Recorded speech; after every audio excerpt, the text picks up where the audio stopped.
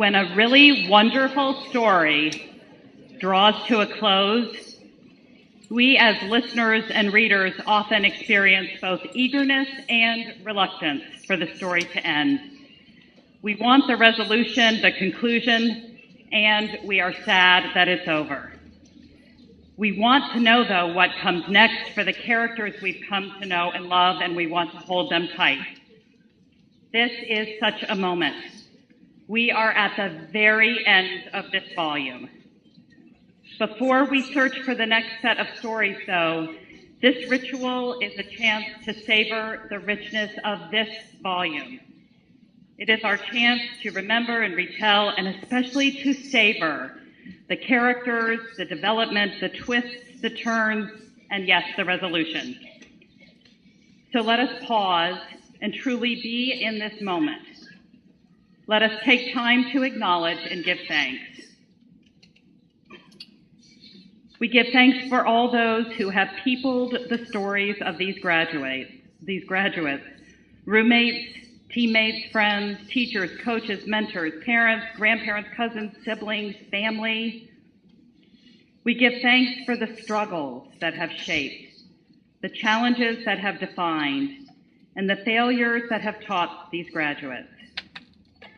We give thanks for all of the learning in and out of the classroom that has taught these graduates, that has given them knowledge, that has sparked their curiosity, that has pointed them towards paths to explore. We give thanks for these years at Goucher that have provided enough time for storylines to evolve and resolve, for themes to be explored and woven together, for characters to develop and grow. For these stories, these lives, we give thanks. We have been part of and witnesses to the stories of these graduates. They have been part of and witnesses to one another's stories and our stories. We are grateful for the ways their stories have entertained us and made us laugh, for the ways their stories have moved us and made us cry, for the ways their stories have taught us and made us grow. As this volume draws to a close, we give thanks, and we look forward to the volumes to come. May it be so. Amen.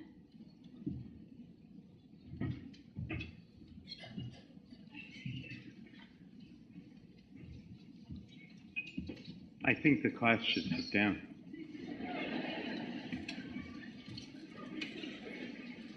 It would be a long time to stand. Good morning. I'm Sanford Unger, and I welcome you to the Goucher College campus for the 121st Spring Commencement. This is only our second time celebrating this occasion under the big top on the Winslow Great Lawn alongside the Athenaeum, and we're very pleased to be here, unworried about the weather, which of course turns out to be magnificent, and with plenty of room for anyone who wants to attend. The benefactor of this wonderful space, Margot Winslow from the Goucher College class of 1969, could not be here with us last year, but she is this time. So we're going to take a few seconds now to thank Margot publicly for her vision and her long record of generous philanthropy to this college. Margot, where are you?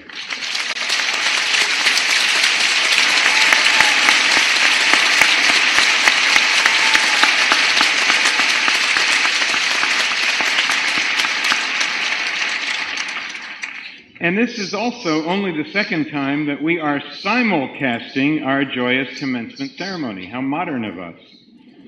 So I'd like to ask the class of 2012 and our guests here on campus to greet the alumni, family members, and friends who are with us online today.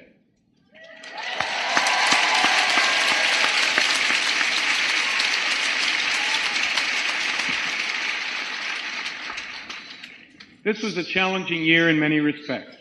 It began, symbolically enough, with an earthquake, a hurricane, and a power failure. And there's been plenty of upheaval since. The worst recession in many years is officially over, but its lingering impact casts a pall over every institution and many Goucher families. The fun is out of politics, and we suddenly find ourselves having to explain and defend the value of a liberal arts education. talking about the members of the Goucher College class of 2012, their achievements and their promise, is one of the best ways to explain why this education is worth the intellectual, emotional, and financial investment and will be for a lifetime. Let's start by mentioning that this class knows the world. The overall study abroad rate of college and university students in America, shockingly enough, the overall study abroad rate in the country hovers between 1% and 2%. But this year's 276 Goucher graduates have a 117% study abroad rate.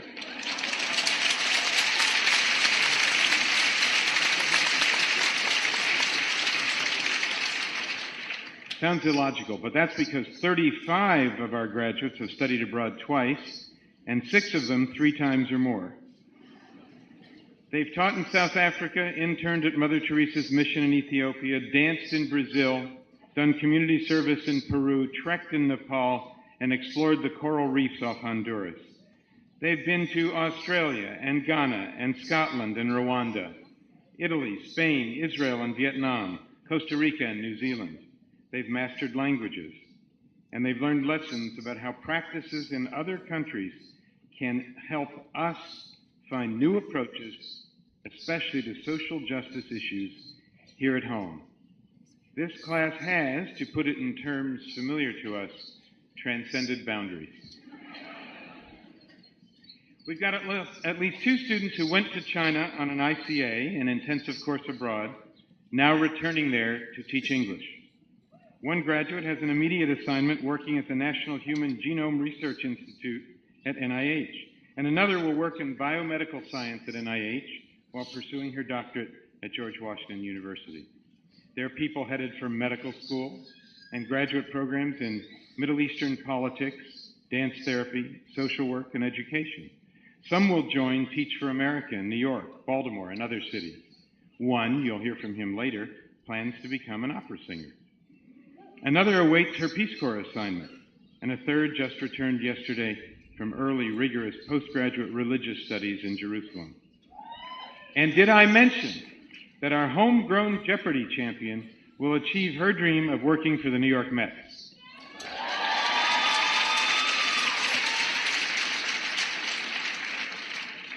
So many of the students graduating today have compelling personal stories. They have survived difficult childhoods, the deaths of the most important people in their lives, and other extreme hardships. Quite a few are already financially autonomous adults, at least one since before graduating from high school. Some relied very heavily on their dedicated and sacrificing grandparents to help them find their way. And many are the first in their families to graduate from college. One who left high school without a diploma will now return to Brooklyn to work with other inner-city high school dropouts and help them find the way to college.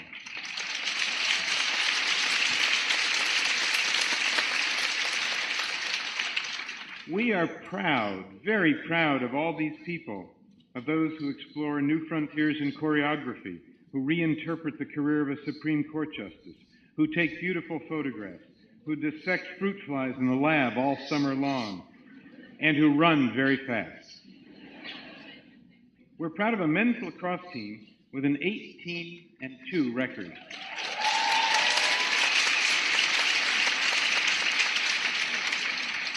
This at a former women's college.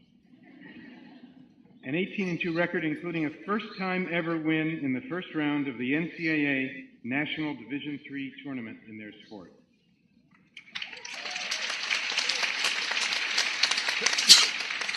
We are quite pleased that Goucher chose all of these fine people and that they chose Goucher. We are honored to have been part of their lives so far. We have learned from them, even as they were learning from us. They will carry Goucher with them as they go into a world populated with distinguished Goucher alumnae and alumni who are judges, scientists, journalists, nonprofit and corporate CEOs, dancers, artists, lawyers, doctors and therapists, and military chaplains. You name it. all on the foundation and the enduring strength and value of a liberal arts education. Of course, all of our students speak of the profound transformative impact that our faculty and staff have had on them. And I know they want me to ask their teachers and other mentors to rise now so that we can acknowledge.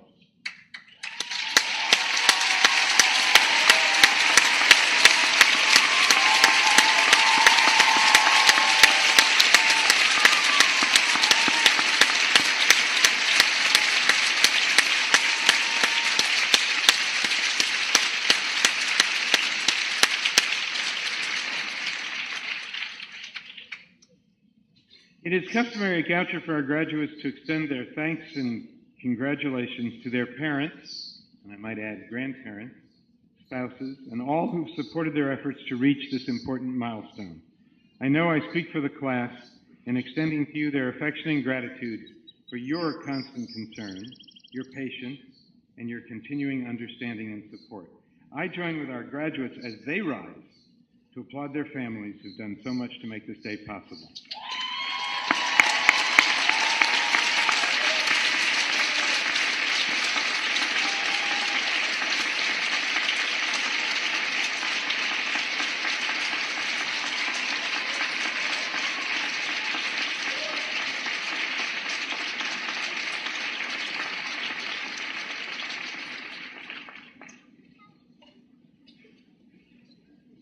We have a special addition to our program this morning, which happens once in a while, and that is to confer the John Franklin Goucher Medal for Extraordinary and Distinguished Service. So may I ask Florence Beck-Kirtle of the class of 61 to rise.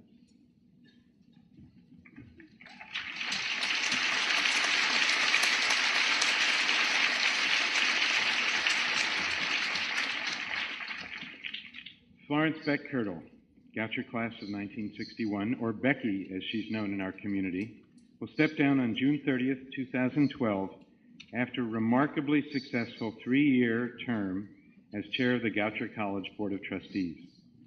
She is a master organizer, a methodical thinker, and a compassionate consensus builder, all exemplary and necessary qualities that she's brought to bear in steadfast service to her community and her alma mater. During Becky's junior year at Goucher, the college celebrated its 75th anniversary with a series of 5 public seminars examining the American trend toward urbanism. The capstone seminar, Can We Plan for the Humane City, had a transforming effect on Becky, helping her decide on the direction of her professional career. After graduating in 1961 with a degree in history, Becky soon became a planner with the Anne Arundel County Department of Planning and Zoning. In 1963, she married Albert Ellison Kirtle, manager of sales for a Baltimore-based food services company, and she kept advancing in her career, even as she and her husband raised their 2 sons, Kyle and Christopher. In 1975, she became director of the county's Planning and Zoning Department and soon led its General Development Plan. Becky was also instrumental in the planning of Interstate 97, the only interstate highway on the U.S. mainland located entirely within one county. It's my favorite fact. In 1987, Becky went to work for Constellation Energy Group, first as Vice President of Planning and then as Director of Local Government and Constituent Affairs until 2002. Experienced in dealing with political and corporate entities while balancing citizen needs, she was one of a small number of people with the foresight and knowledge to grasp the complexities of land use planning during a time of rapid expansion. Becky's most notable civic contribution may well be her strong support of smart growth through her service as the first chairperson of the Economic Growth Resource Protection and Planning Commission of Maryland. In her honor, that commission created the Florence Beck-Kirtle Award for Community Activism and Achievement, presented annually to an individual or group that has made a measurable difference in promoting and advancing smart growth policies in this state. Throughout her distinguished career, Becky has never forgotten the liberal arts college that inspired her. Among other roles, she has served Goucher as a member of the Board of Trustees since 1992 and its chair since 2009. Many of you meet our trustees from time to time, but I don't think that it is ordinary knowledge to understand what an important role they play in guiding and preserving and protecting this college.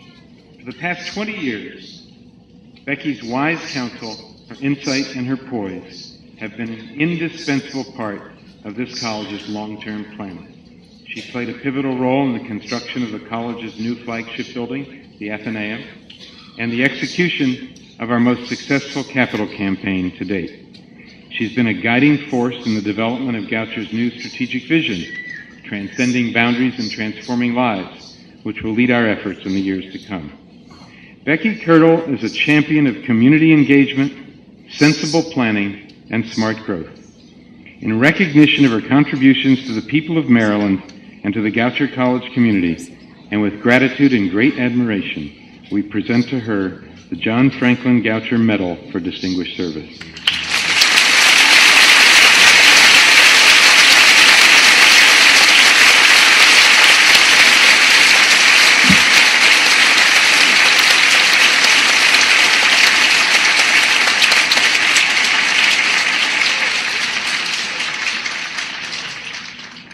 President Unger, honored guests, fellow trustees, faculty, and students.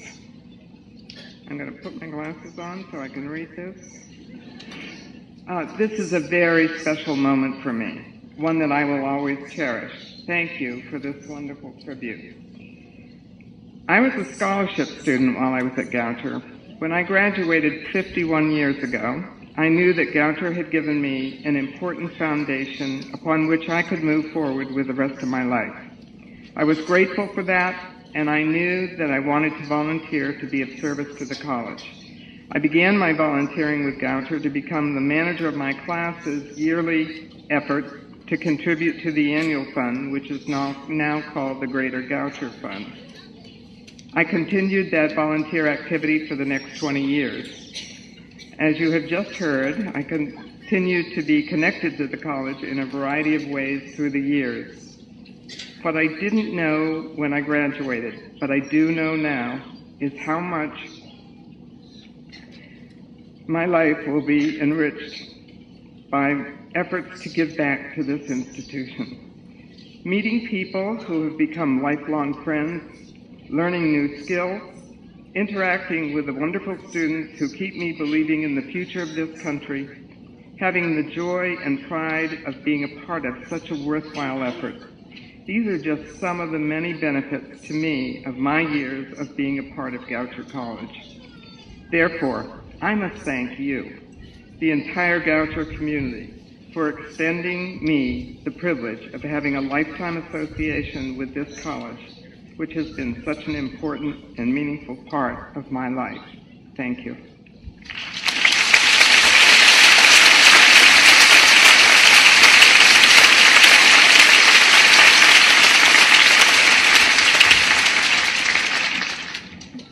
The honorary degrees will now be conferred. The Honorable Nancy Cobb will be presented by Dr. Lejeune Cornish, Associate Professor of Education and Chair of the Faculty.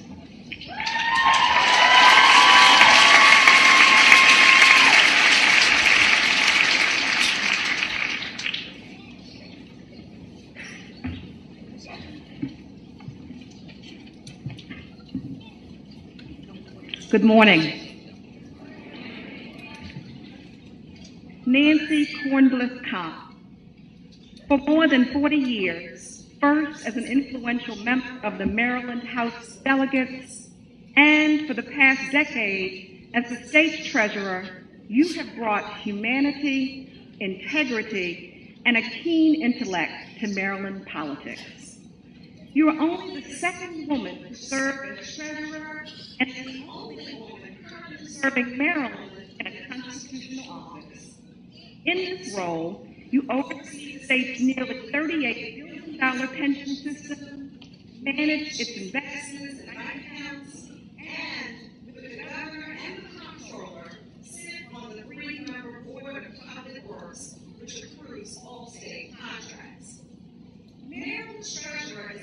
by the General Assembly. And the job involves a dizzying range of duties and little margin for error. But your intelligence and resilience have won you the resounding confidence of colleagues from both parties, who have chosen you for 4 consecutive terms. After receiving a bachelor's degree from Wellesley College, thinking you might become a college professor, you completed a master's degree in political science and public administration at the University of Chicago. But the call of President John F. Kennedy, whom you had seen on the campaign trail in 1960, instead of that being, you, along with your husband Robert, chose the often thankless, messy, and exhausting world of civil service. In 1971, you joined the Montgomery County delegation in Annapolis as a legislative assistant. 3 years later, you ran for the House of Delegates and won. As one of a handful of female legislators and one of the first to sit on its appropriations committee, you demonstrated a command of complex issues and rose quickly into leadership. In 1976, you gained the distinction of becoming the first Maryland legislator to give birth to your daughter Emily while holding office. Undaunted by the competing demands of motherhood and politics, you gave birth to your son Bob 5 years later and continued to represent your district with distinction for 2 decades.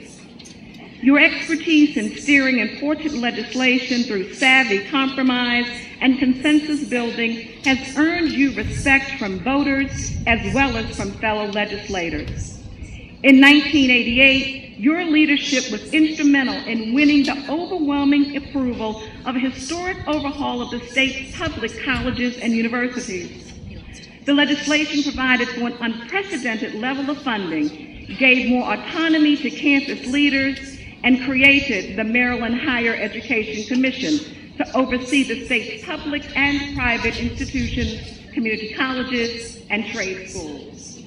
You overcame criticism from within your own district for supporting state educational aid to Baltimore City by persuading your constituents that the state's largest city could not go without its own community college.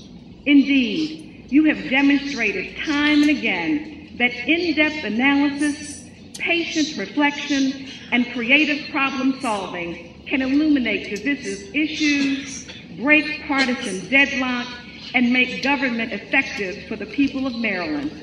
All of this from a woman who once worried that as a political philosopher, she might be too academic for the real world of politics.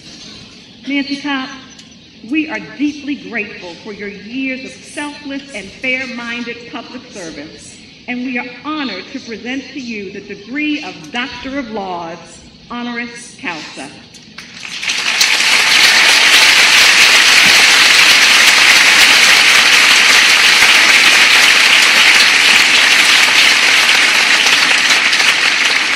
Mr. President, it is with great admiration and respect that I present the Honorable Nancy Kopp for the honorary degree of Doctor of Laws, honoris causa. By the authority of the State of Maryland, vested in the trustees of Goucher College and by them delegated to me, I confer on the Honorable Nancy Kopp the degree of Doctor of Laws, honoris causa, with all the rights, privileges, and responsibilities pertaining thereto.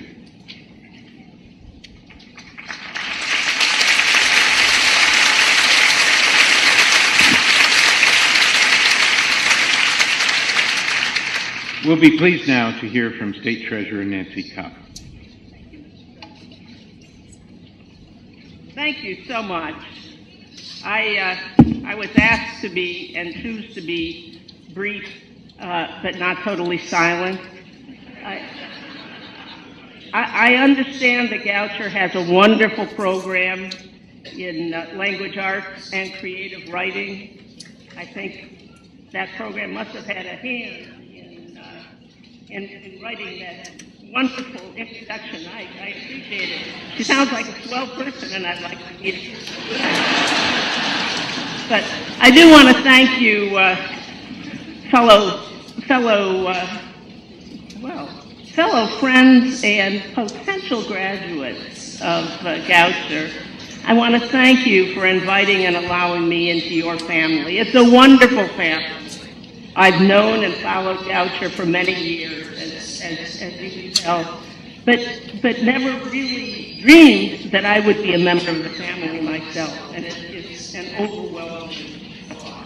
And most particularly, when I was listening to our president, Sandy Unger, talk about you, the other members of my class, what you have done and what you are doing. Goucher is really setting the pace and breaking the mold. The international programs, the global programs, are simply recognition that we live in a different world than when I graduated from college almost 50 years ago. And we have to be citizens not only of this great nation, great state, but also the great world.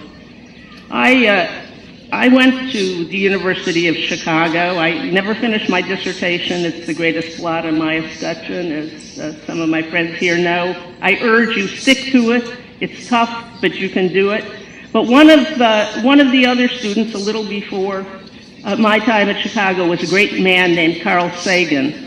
Now, it may not sound to you as though the state treasurer and her functions are so closely tied to Carl Sagan and to the scientific method, but in fact, that's not so. Carl Sagan, towards the end of his great career as a communicator and a scientist, wrote a wonderful book called The Demon-Haunted World, in which he brought together, I believe, quite clearly the lessons of science, the scientific method, and the needs of politics, and particularly of the enlightened citizen. Earlier, Thomas Jefferson had said, and many others too, that if a nation expects to be both ignorant and free in a state of civilization, it expects what never was and never will be. There is nothing more important than education and what I call the scientific method, although you may call it something completely different. Because to me, the scientific method is an agreement to lay out facts, to test them, to test hypotheses, to argue in the broad market and be open and to change your mind, to spin more than one hypothesis and not simply run with the first one that catches your fancy, to not get over-attached to a hypothesis simply because it is yours. These are lessons in politics as well as in science. And I will tell you, as a living politician, this is a day-to-day measure, whether you're going to be working for the Mets or singing in the Met, as I truly believe some of you will be doing. We still have to have a free and open world in which to practice what we want. And that takes hard work. And so I close simply with the name of a chapter of one of Carl Sagan's last books. The chapter heading simply was, Real Patriots Ask Questions. I beg of you to keep asking, and I thank you for all you've given.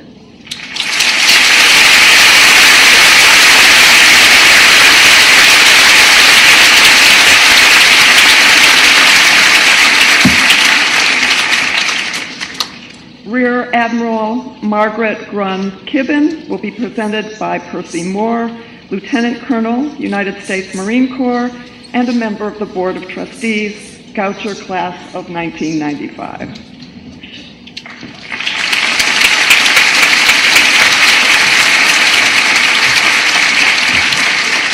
Good morning. Try again. Good morning. Welcome, Marine.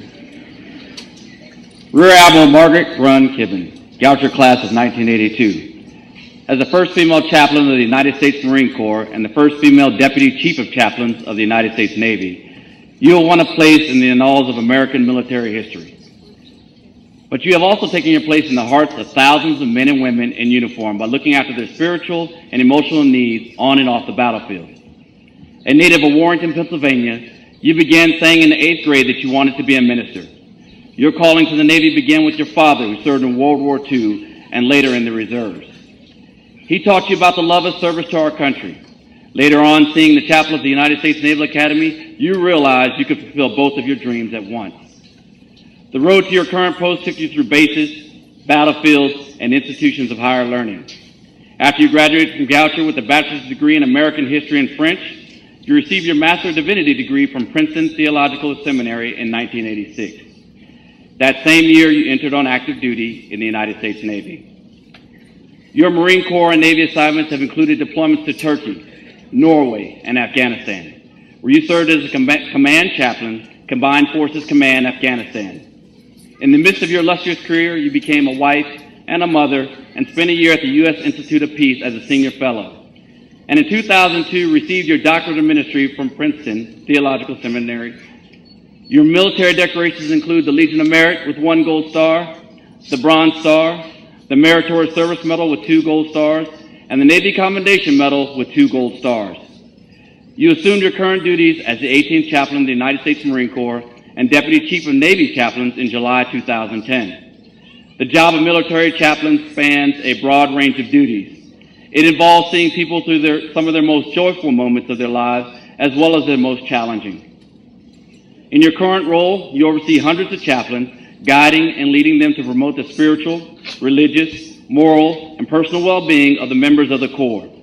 This is a daunting responsibility, but one you handle with strength, dignity, and grace under pressure. It is no surprise the quote that you selected to accompany your 1982 Goucher Yearbook photo read, "A ship in a harbor is safe, but that's not what ships are built for." Margaret Grund-Kibben, you are an exceptional woman who has dedicated your life to serving our country and those who protect it. With honor and pride, we present to you today the degree of Doctor of Divinity, honoris causa.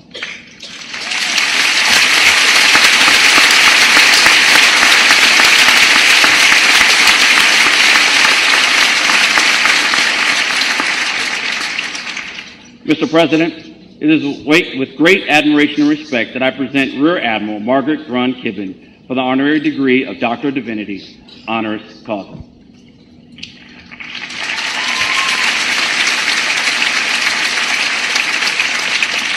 By the authority of the State of Maryland, vested in the trustees of Goucher College and by them delegated to me, I confer on Rear Admiral Margaret Grund-Kibben the degree of Doctor of Divinity, honoris causa, with all the rights, privileges, and responsibilities pertaining thereto. And before we hear from Admiral Kibben, I just want to recognize her father, who is with her today, and if he would stand.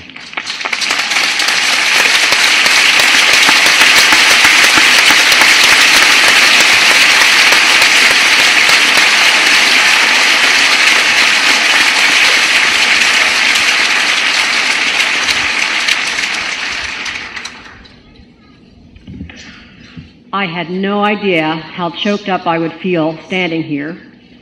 I speak for a living, and so it's a little odd to be found a bit without words. But I have some written down, so we'll be okay. First and foremost, I would like to thank you, President Unger, the Board of Trustees, faculty, but most especially I'd like to thank the graduates, because you're the ones having to endure all these speeches.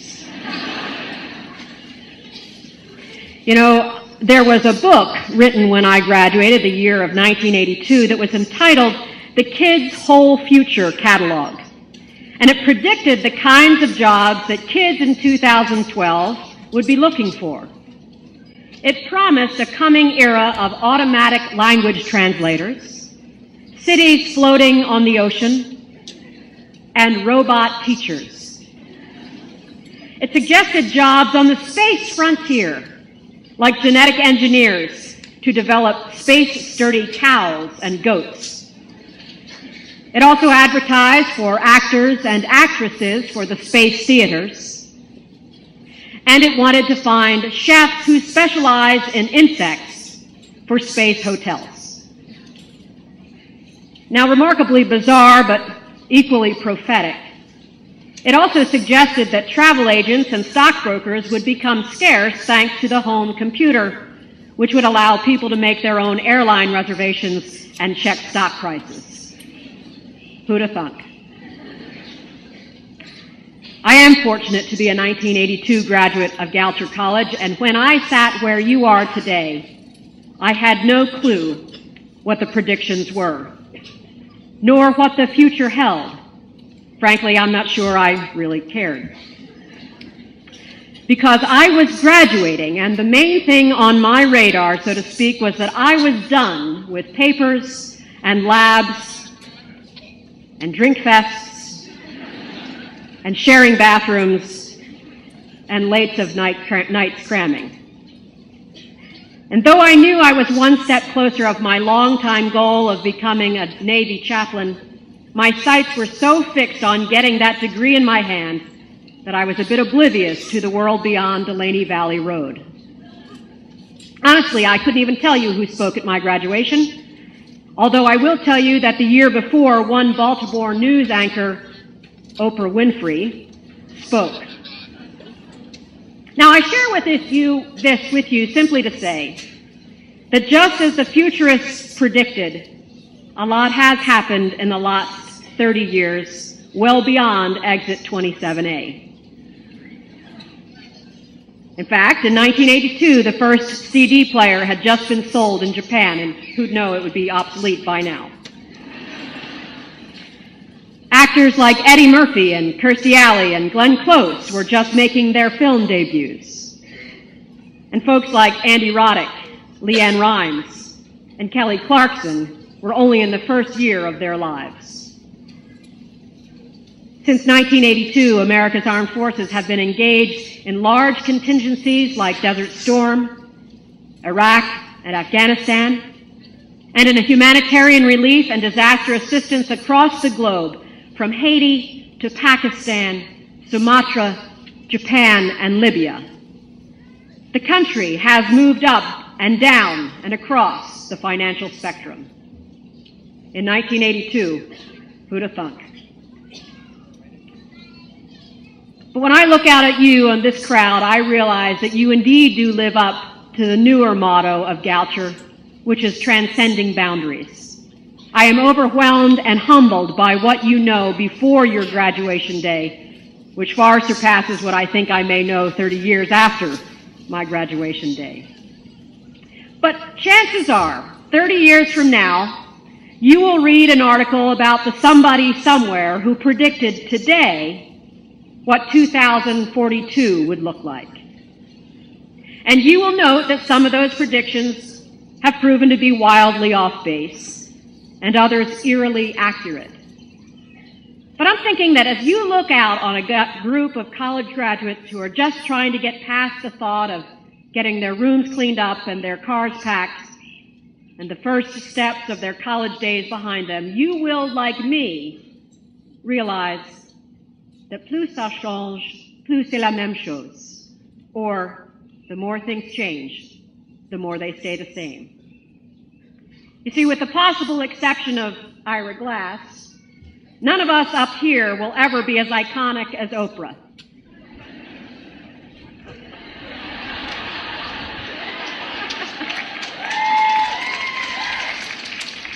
By the way, I'm not a prophet, I just preach.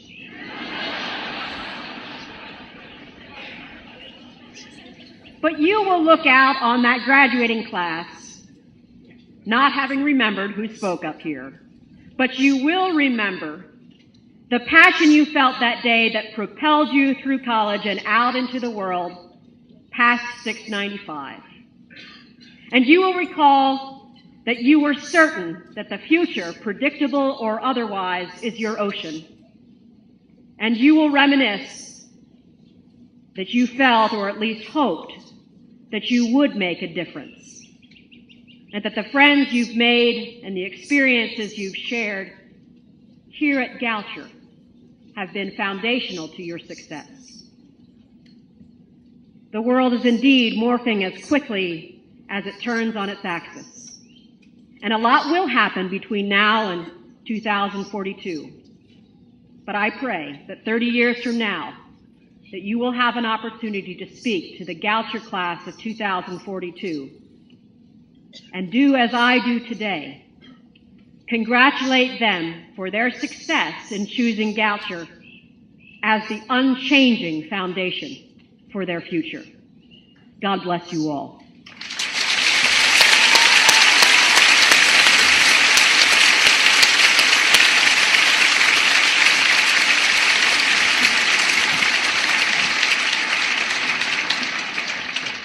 Ira Glass will be presented by Dr. Mary Marchand, Associate Professor of English.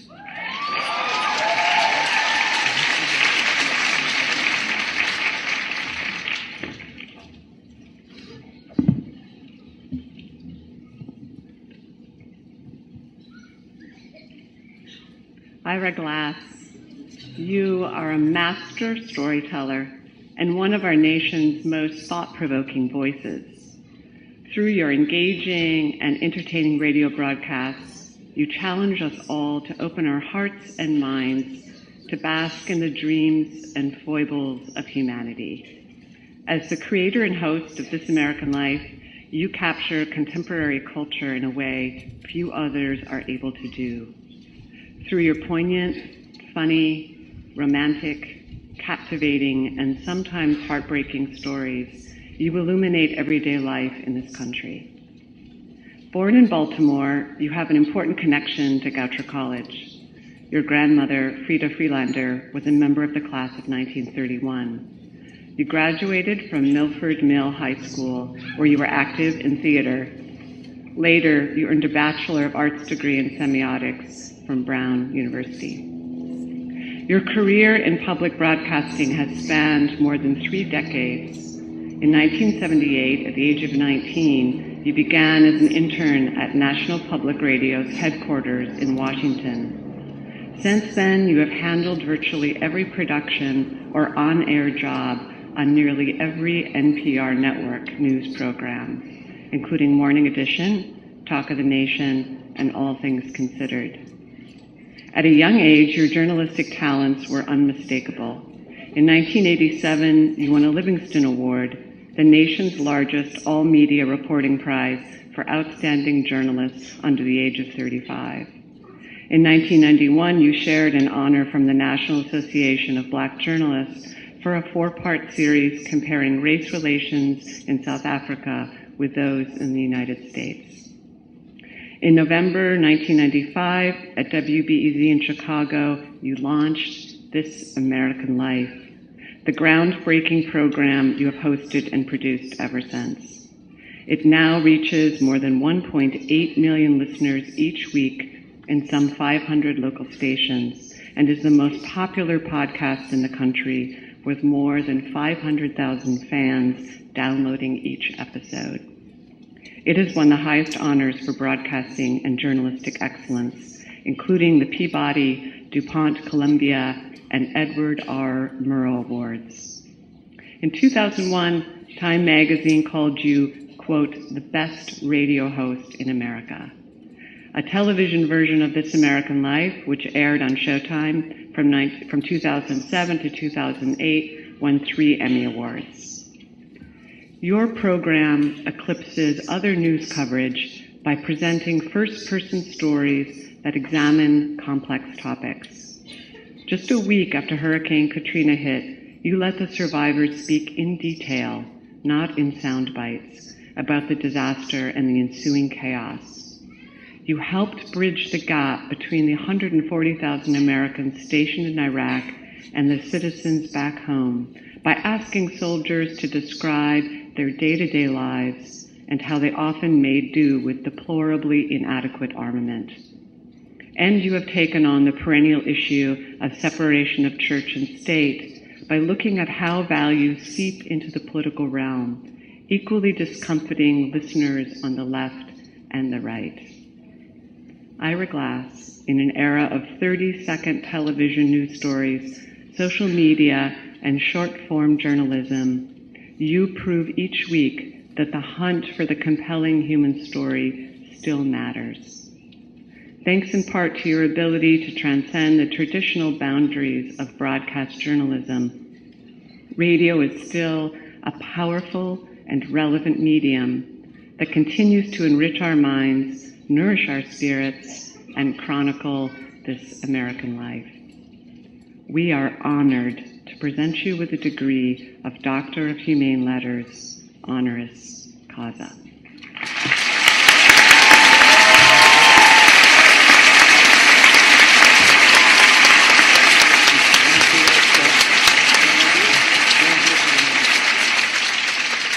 Mr. President, it is with great admiration and respect that I present Ira Glass for the honorary degree of Doctor of Humane Letters, honoris causa.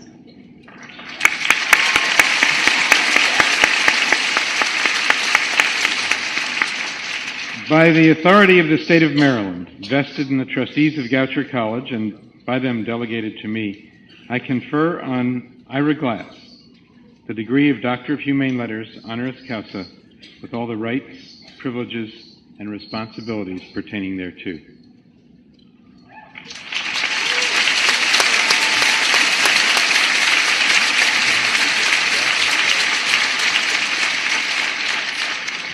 And we're honored now to hear from our principal commencement speaker, my old friend Ira Glass.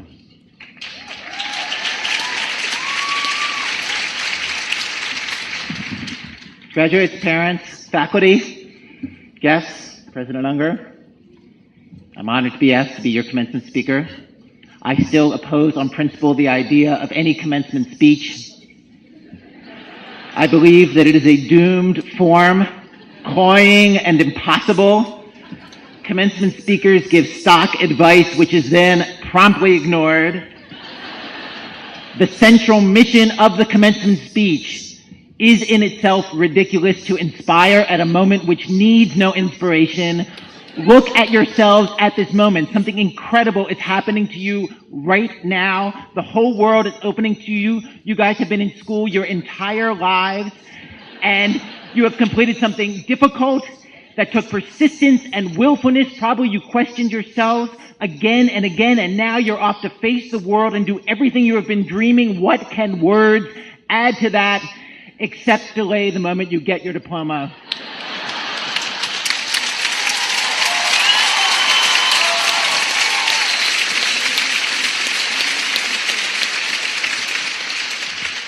I oppose the form of the commencement speech, and I continue to oppose it even as I do one now.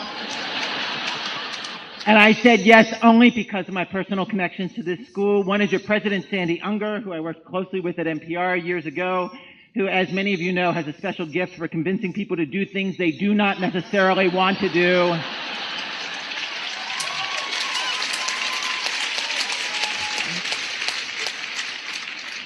Which worked out great in this case because I have a special gift for saying yes to people like that. As was said, another personal connection I have to Goucher is my grandma Frida, who's my dad's mom, Frida Freelander, Goucher class of 31. A very defiantly proud Goucher grad. Are there members of Phi Beta Kappa here? Can I hear Phi Beta Kappa? You are my grandma's sister in that organization. I'm wearing her Phi Beta Kappa key.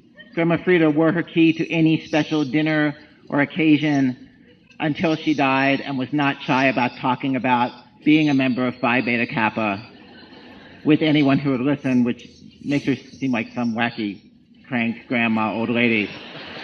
But she was actually anything but. She was smart and funny and awake to the world. And I loved her enough that although I oppose the form of graduation speech, I am standing here in front of you because I know it would please her a great deal. My third connection to Goucher, I really was not going to talk about at all. And this week, my wife and some friends insisted that you graduates would find it relevant. And that is that I lost my virginity in one of the dorms here.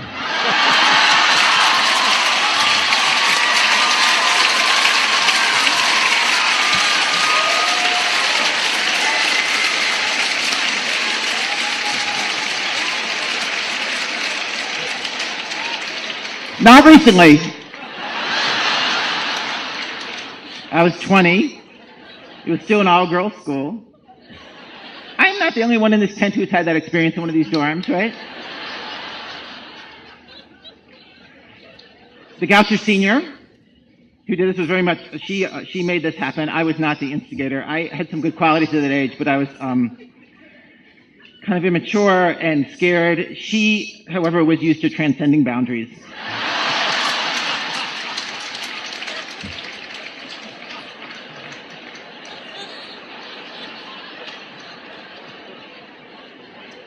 And I think that's all I want to say about that.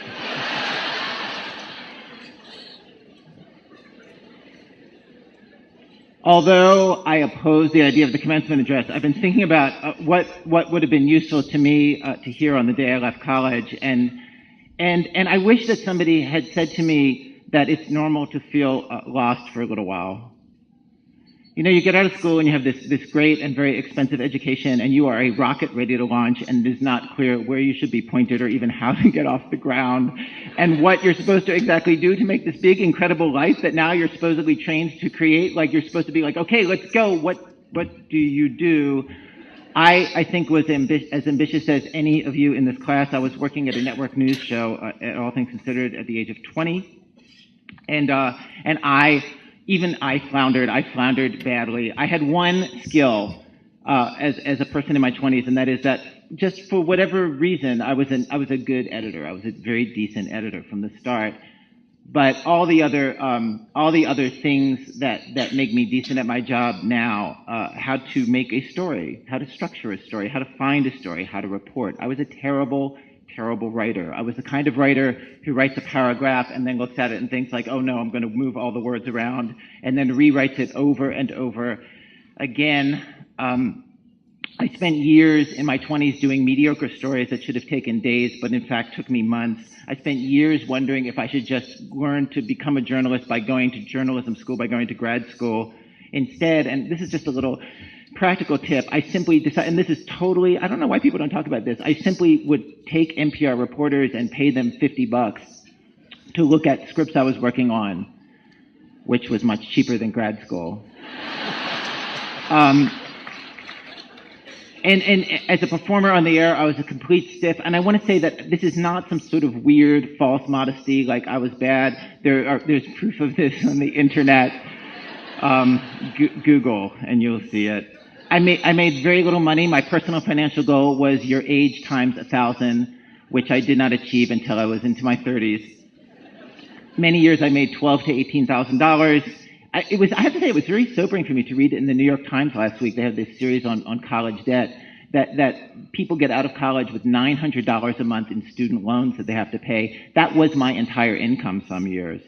And my parents, throughout my 20s when I was working in public radio, they completely opposed everything that I was doing working in public broadcasting. Somehow, my parents are the only Jews in America who do not listen to public radio.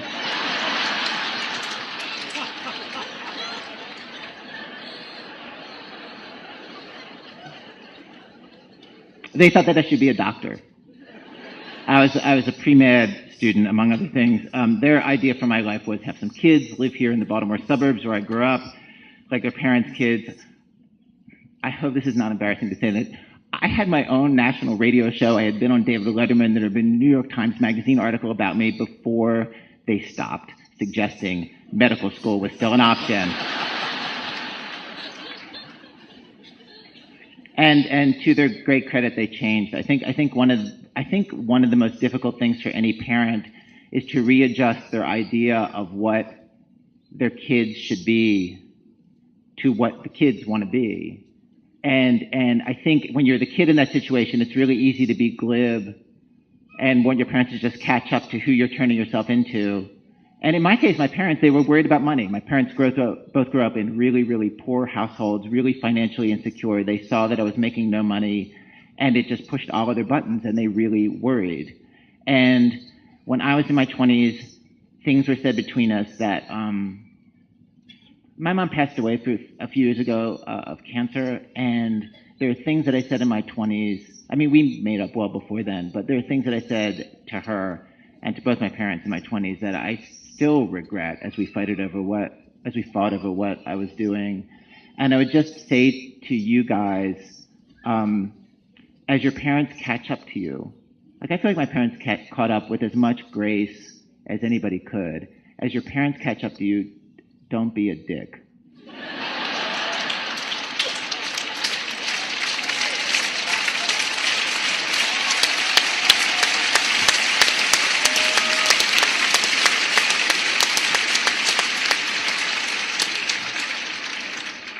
There's a show on HBO that I admire a lot called Girls, and It's about what it's like in the years after college when you're trying to make a life for yourself. It's about what you guys are about to launch yourself into. And every single fact in that show is completely different from my life when I was in my 20s, but the essence of that show feels exactly the same.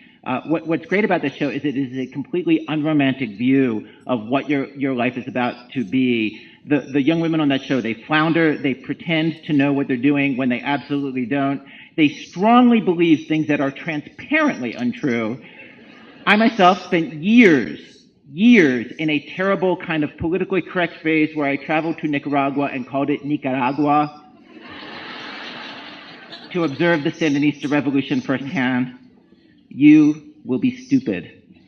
You will worry your parents as I worried mine. You will question your own choices. You will question your relationships, your jobs, your friends, where you live, what you studied in college, that you went to college at all. And the thing I want to say is that it's totally okay. That is totally normal. If that happens, you're doing it right. When you're in school, you know, you're on a path and there are signposts and there are goals and they give you grades, which is, in retrospect, an insanely wonderful thing that people are constantly grading you and telling you, you did well, you did badly, you did well. And now you are going to join the confusing mess of life with me and your parents and the rest of us that we've been living in for years ahead of you, where it is not clear at all how to evaluate anything that you're doing or how you're going to spend the rest of this time on this earth.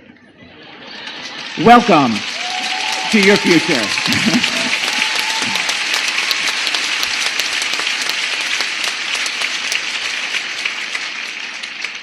And the good news is that you can will things into existence. Like, I was not a very good writer, and I just willed it to happen by trying and trying and trying.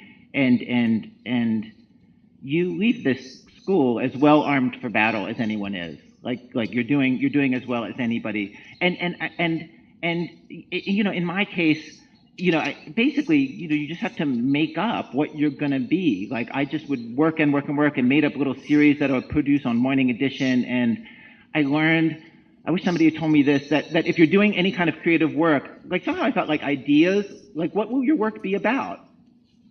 And I just assumed like ideas get like sprinkled on you like fairy dust, like you wake up and you have a great idea. Like I had to learn that like ideas, if you're going to make creative work, like you have to find an idea to make the work about, and that is a job in itself. And where do ideas come from? They come from other ideas. You have to surround yourself with things that are interesting to you and notice what is exciting to you and what you want to dive into, and finding what you're going to make your short story or film or song or art project or movie about is a job. Finding what you want to do next is a job. It's a task that you have to set aside hours in the day, and you have to be a soldier, and you have to fight for what you're going to make in yourself. And yeah. And you cannot tell where things would lead. My grandma Frida, after she got out of Goucher, her life took some really, really rough turns. She graduated in 1931 during a slight economic turndown that you may have heard of. She divorced soon after having 2 children. She was a single mom through the Depression and afterwards. Back when she was a teenager here in Baltimore, to treat her acne, she had bad acne, and to treat it, they had this brand new, amazing technology called X-rays that they would expose your skin to in high doses to clear up her skin. Only years later did they realize that high doses of radiation like that would give you skin cancer, which kicked in when she was 32, and they had to remove all the skin from her face and graft on skin from elsewhere on her body, which took over 40 separate operations.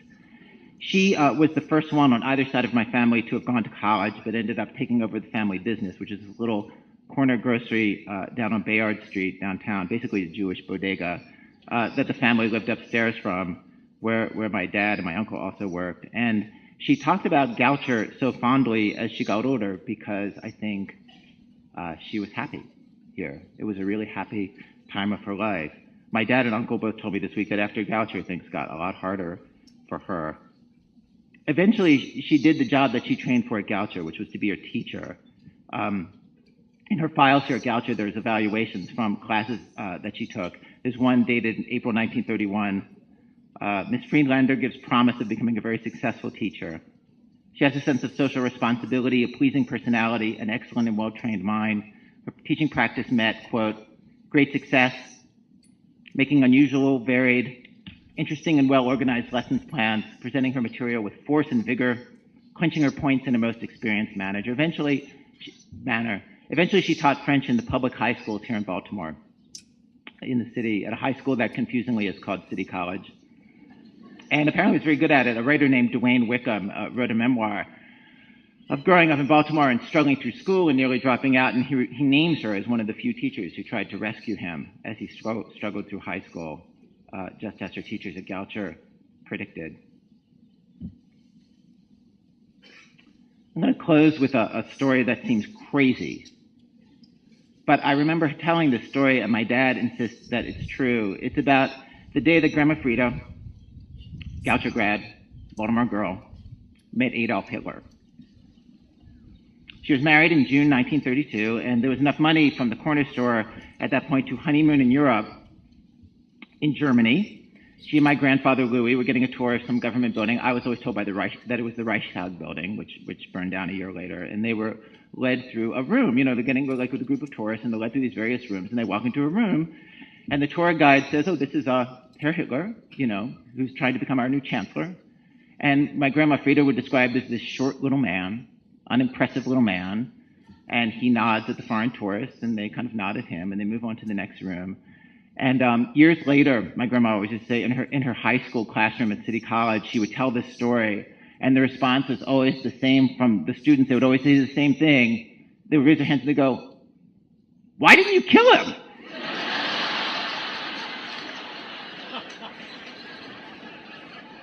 And she said, "If I'd have known what he was going to do." It was 1932. And right there is the problem. We don't know. We lurch forward in our lives. We try this, we try that. We make the best guesses that we can based on what we believe at the time. And it is entirely possible that a Goucher grad, that you or you or you will get the chance to change the world and kill Adolf Hitler. And you will miss it. That is entirely possible.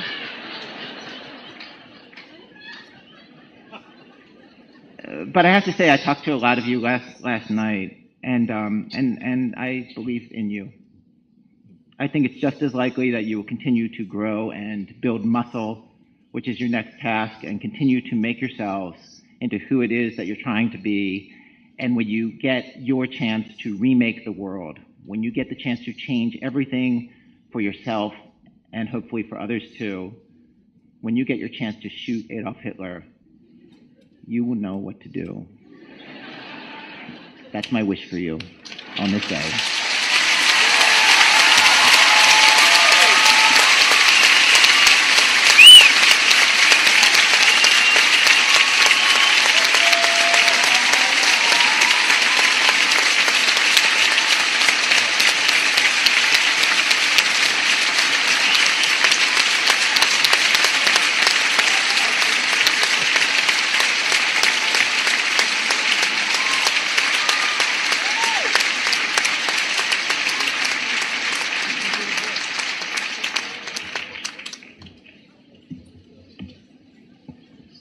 We have one more speaker, and it's now my honor to introduce him, the 2012 senior class speaker, Jackson Gilman Ferlini.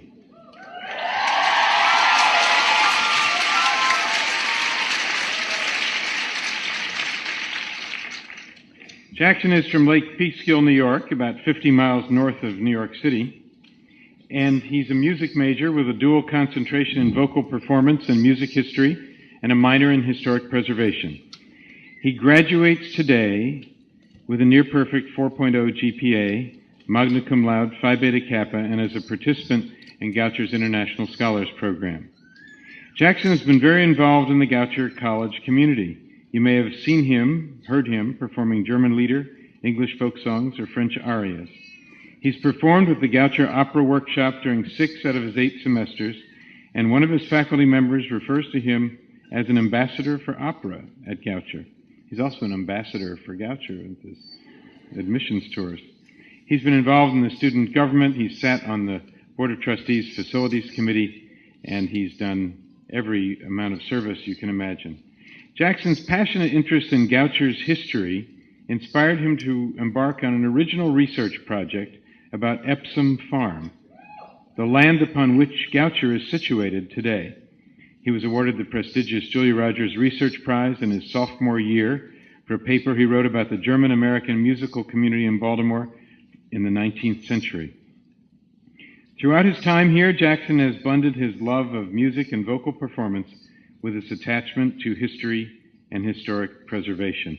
And the confluence of these interests has also been evident in his summers away from Goucher, when he worked at New York's Fort Montgomery as a costumed interpreter and a reenactor of historic battles from the American Revolution. Jackson tells us one thing he'll miss most about Goucher is the human relationships he developed here, which he says, correctly I believe, is the college's greatest asset. He's a firm believer in the Goucher philosophy of small, tight-knit community and how it enriches the lives of students. Jackson, just as you've relied on the Goucher community, we've relied on you. We wish you success and fulfillment in your post-Goucher life. This summer, interning with the Maryland State Archivist, of course, in Annapolis, and in the fall, when you apply to graduate school in opera performance. Please join me in welcoming the 2012 Student Commencement Speaker, Jackson Gilman Ferlini.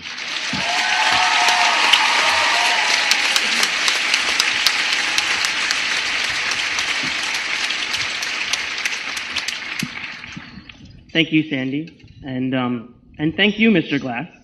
Now, Dr. Glass. That's a really tough act to follow, but I'll try my best.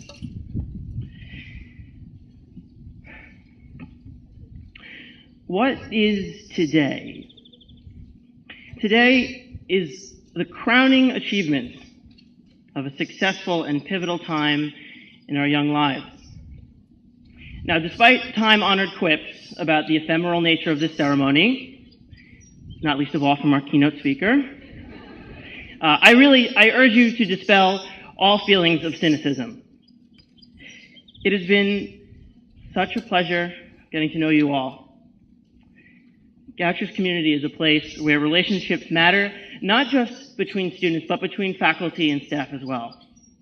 And I can honestly think of no other college where the president makes such an effort to meet as many of the students as ours does. With that sentiment, I say that today is truly a day to remember with fondness. I offer my most sincere expressions of happiness to you all. And I hope that your memory of this ceremony will cling to you like the smell of Simpson Dining Hall clings to your clothing.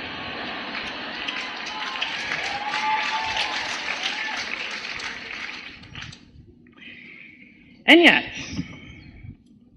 there is no denying that the future is uncertain. Whether you will be finding a job, going back to school, discovering a new home, or traveling, there is an element to the next chapter that will always remain unwritten. A vast gulf of life separates us from our eventual goals.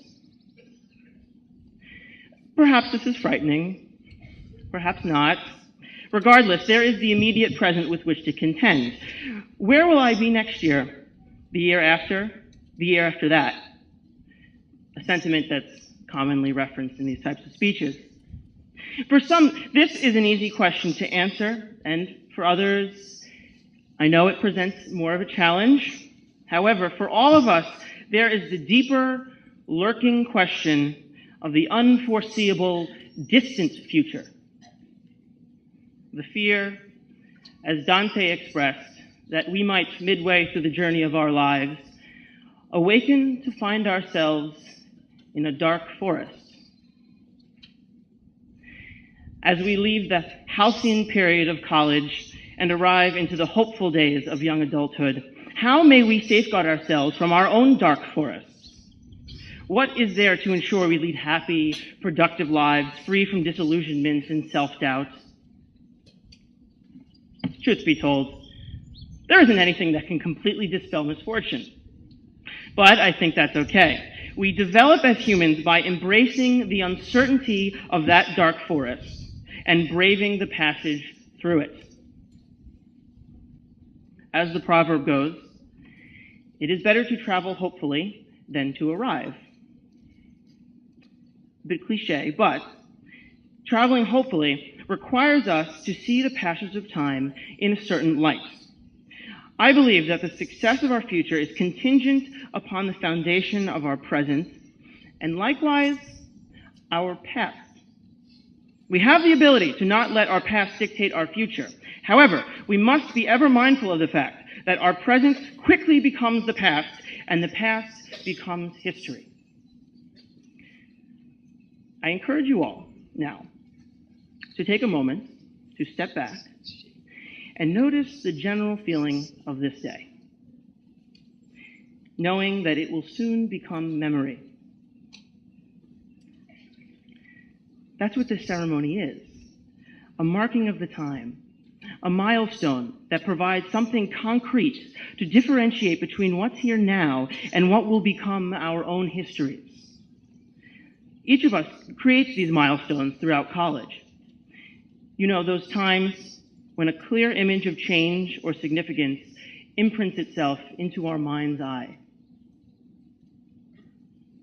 For many of us, one such moment was taking that final step from Julia Rogers Library, knowing that we would be the last class to know her. Or who could forget Snowpocalypse 2010, when the school closed for a week and the campus became our own surreal, icy playground. We each have a vivid picture in our mind of that week. These pictures are what separate past from present and make up the differences between our present selves and who we once were. Aldous Huxley once wrote that the charm of history and its enigmatic lesson consists in the fact that, from age to age, nothing changes. And yet, everything is completely different. I believe that the paradox of Huxley's words offers us an important lesson. Ours will be an experience of both continuity and disruption. For example, a passenger on a train can remain perfectly still, but simultaneously travel hundreds of miles. Infinite, sometimes imperceptible layers of your personality will be reinvented in the forthcoming decades until you find yourself at a foreign station stop, having scarcely moved from your window seat. In other words, the person in the photographs you take today will be fundamentally the same person many years from now, but also completely different. In this way, you are connected to the past. I encourage all of you to trace your own past with either a family member or a figure you admire greatly. Compare the similarities and differences. One of the best ways to anticipate the distant future is to examine the distant past. In times of uncertainty, it is tremendously reassuring to remember that countless others have tread where you have tread. They have overcome adversity and triumphed under circumstances of similar or greater difficulty. We are the latest in a line of Goucher students who have achieved great successes in our endeavors. These include Grandma Frida, for one, but also Olive Dennis, the first female member of the American Railway Engineering Association. Sarah Tillman Hughes, the federal judge who swore in Lyndon Johnson after the Kennedy assassination. And of course, Mildred Dunnick, that Academy Award nominated actor whose work earned her a star on Hollywood's Walk of Fame. Whether or not we are conscious of it, we will carry their strength with us always. Their success is our success, and the similarities between our time and the past should be a driving force for comfort. As we live and adapt in a rapidly moving world, our time at Goucher binds us together. While I cannot predict the future, I can say with great confidence that one thing is certain. We are not alone. Even if, after today, you lose touch with someone from this class, you are all still part of a collective experience that will never cease to exist. This is the continuity with which to ground your uncertain future. Beyond the fact that our diplomas are from the same institution, there is a deeper meaning to the time we shared at Goucher, a special, intangible link that can only be shared by us. It will stand by your side as you travel, hopefully. I wish you all the best of luck, and I hope that in the future, when you look upon a photograph from Goucher, you see a piece of yourself, always.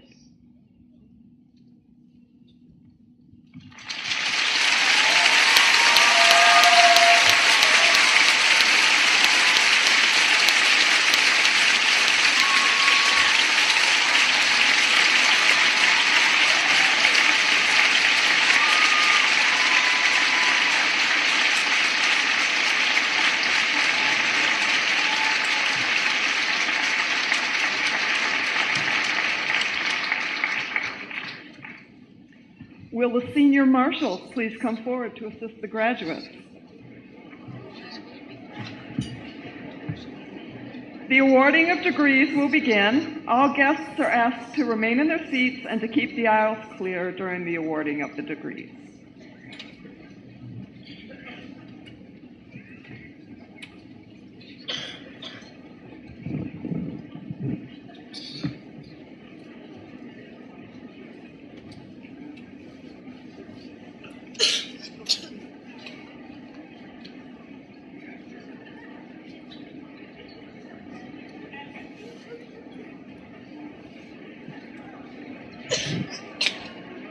Mr. President, I have the honor to inform you that these candidates have fulfilled all the requirements for graduation, and in accordance with the recommendation of the faculty, they are presented for the degree of Bachelor of Arts.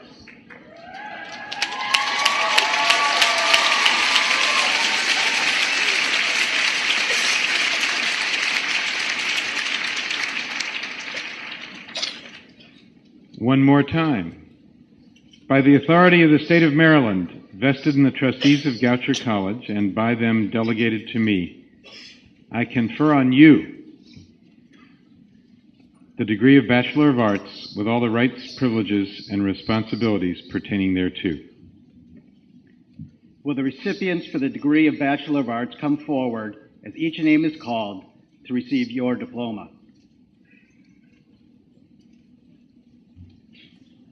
Yolanda Ann Abreu.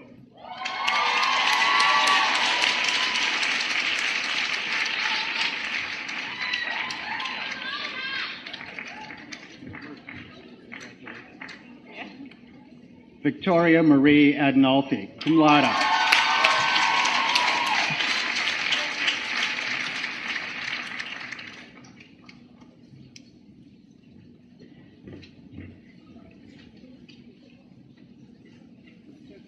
Carmel Miriam Ahitu, magna cum laude.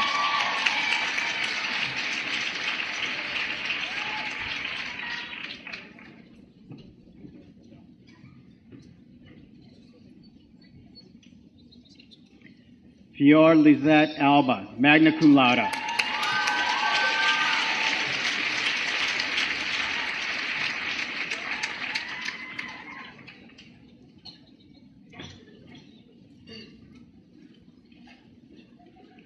Timothy Stanley Alexander.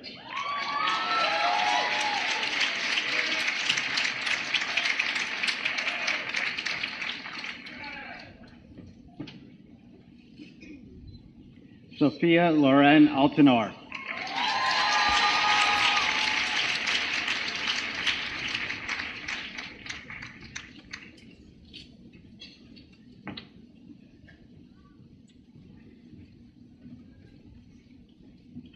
Eliana Golden Apothekar, magna cum laude.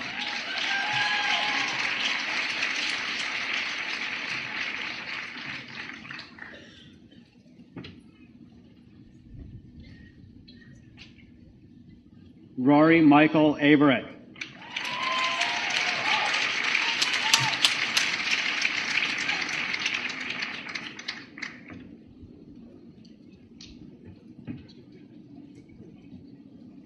Sarah June Avery.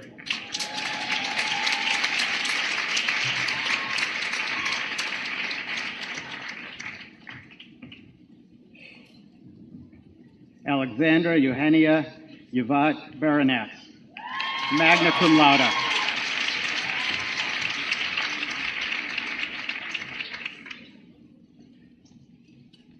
Caitlin Elizabeth Barbara.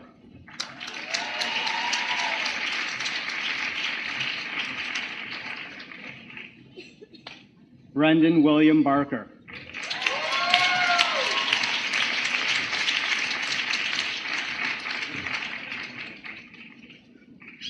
Sarah Emily Bart.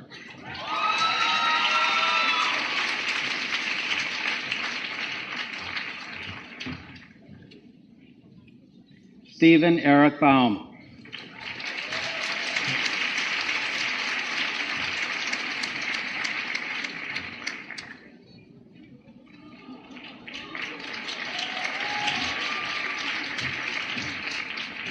Deborah Grace Bellamy.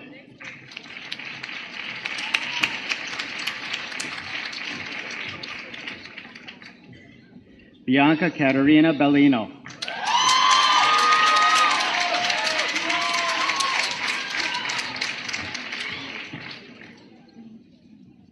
Elizabeth Barbara Belsey, cum laude.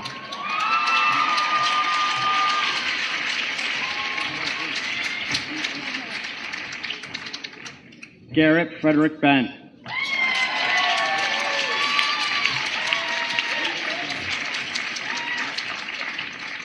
Joel Micah Berger, in absentia. Mara Danielle Bergman.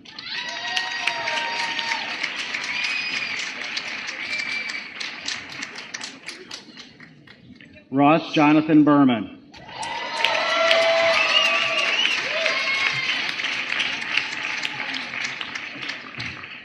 Julia Sephora Berner.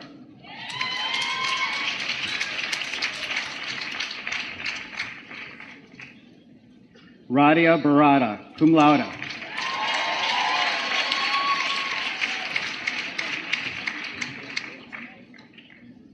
Anastasia Ruth Bessius.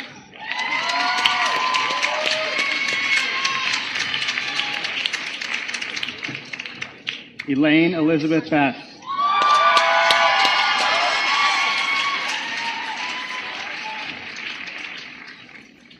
Anna Rebecca Bialek.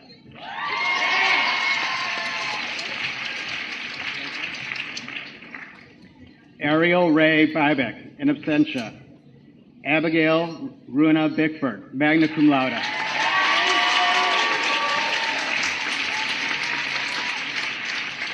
Caitlin Rose Biggers, magna cum laude.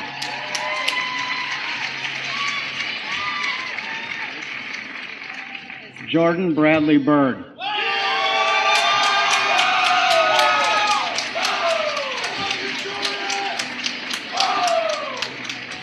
Michael James Glass.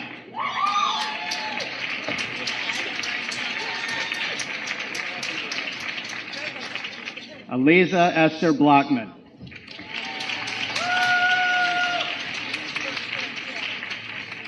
Kyle Vincent Fancaro.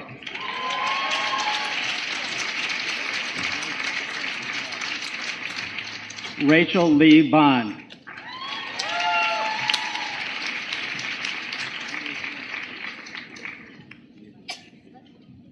Laura Jane Boris, cum laude.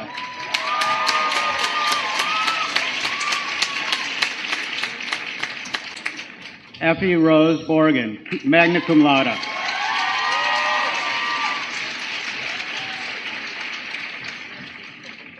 Adam Michael Boyce.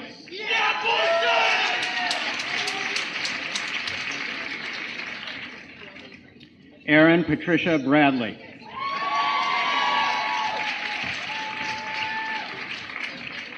Emery Ann Brandt, magna cum laude.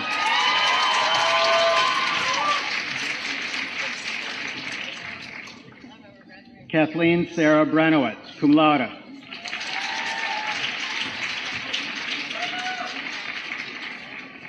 Kara Nicole Brighton.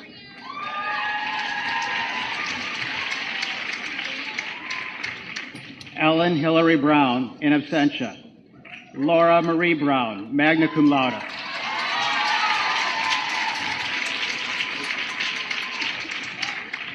Fiona Ethel Teresa Cancino.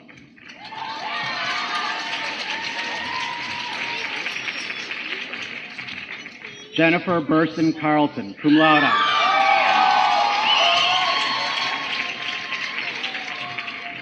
Timothy Francis Casasa.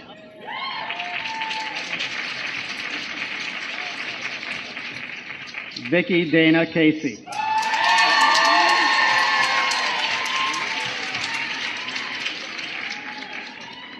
Leora Sarah Sheffitz.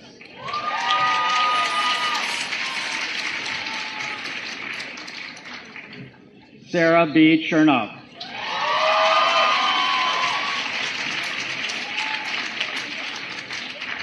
Candace Nicole Shimoleski.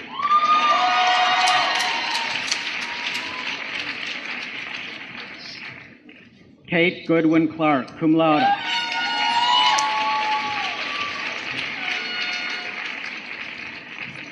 Alexander Ernest Coffey.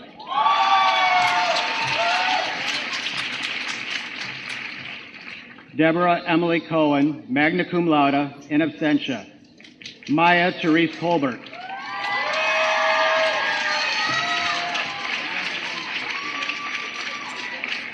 Jasper John Cole, magna cum laude.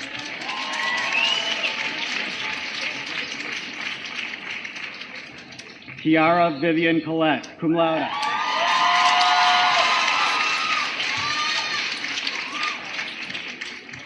Alexandra Catherine Collis, magna cum laude.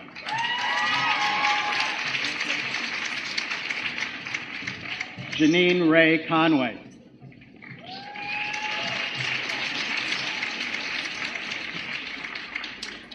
Claire Suzanne Cordry.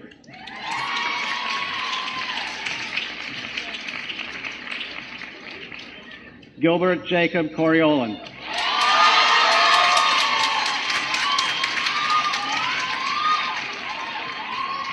Alexandra Morgan Kozel, cum laude.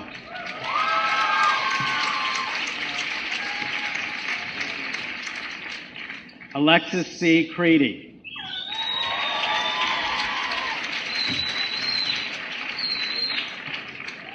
Lindsay Sophia Crouch, magna cum laude.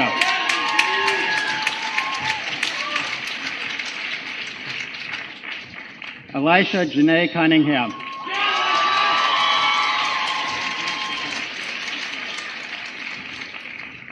John Nicholas Chechelin.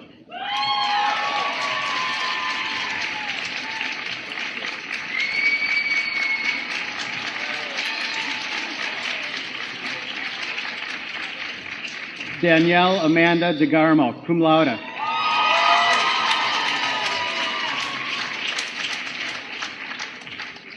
Maleka Zure de Jesus.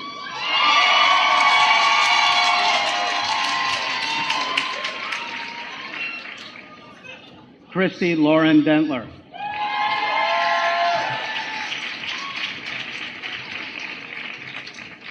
Alyssa Rose Daring.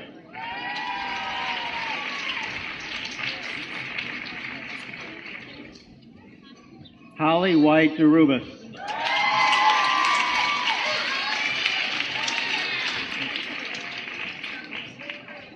Sophia Catherine DiVincentis.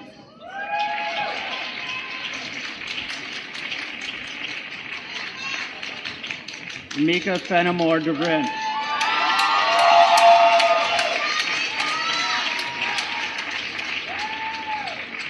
Jacob Gabriel Dilson.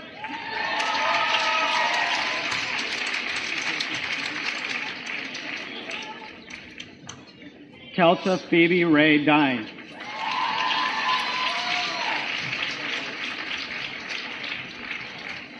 Daniel Raphael Delogoff.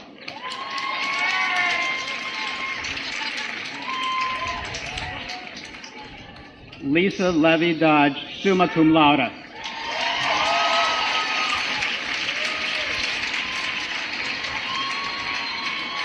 Meryl Marie Doty, cum laude.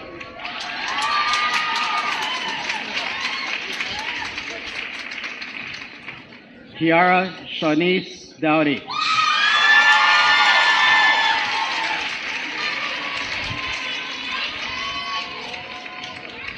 John Charles Dowding.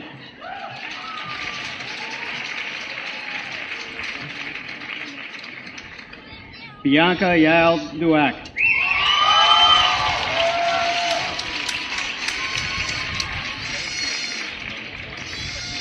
Adriana Drew Edgerly Moore.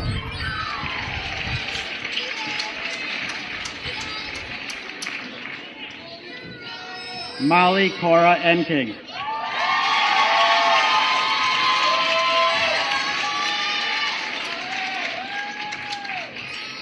Katie Elizabeth Everhart, cum laude.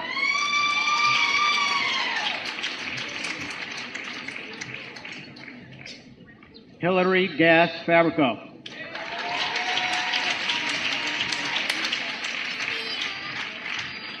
Danielle Lene Faulkner.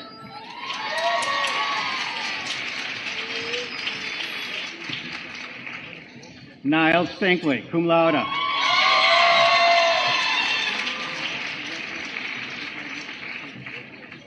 Catherine Doris Jensen.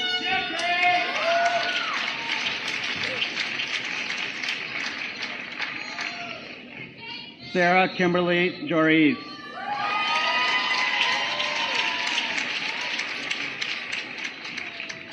Andrew John Gethens.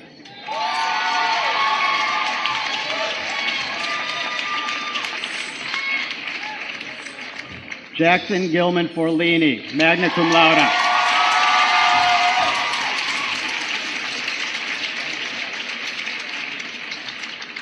Sam Etienne Glickstein.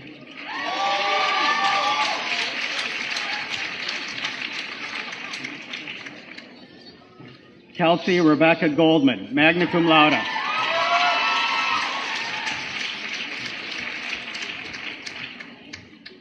Jesse David Goldstein.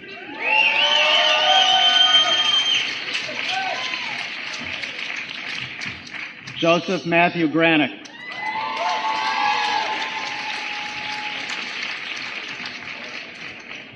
Thomas Jordan Gray.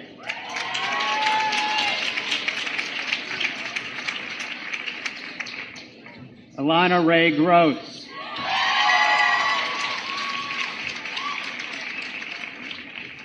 Jenna N. Gross.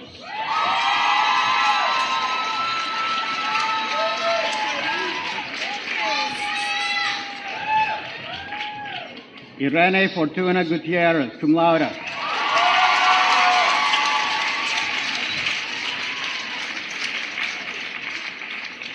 Pasley Jordan Hargrove.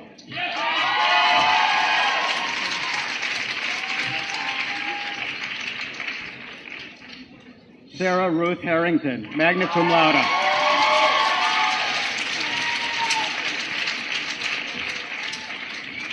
Jasmine Keandra Harris.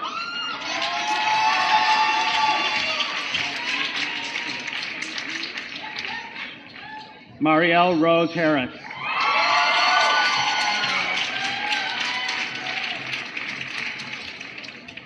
Bryce Joseph Harrison.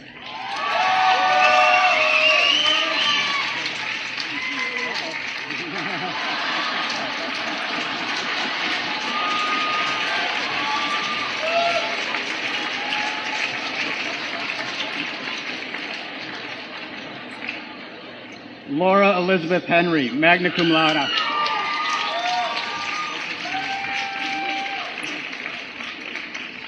Abigail Rose Henson, cum laude.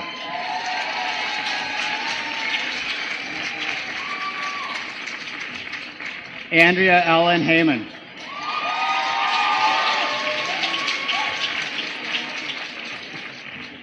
Kelsey Allison Hobbs, cum laude.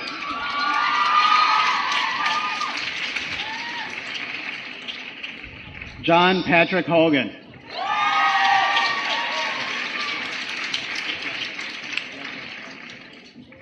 Shanice Mariah Holmes.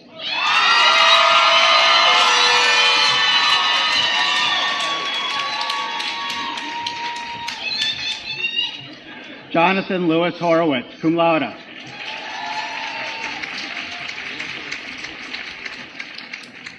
Alika Sabrina Hussein.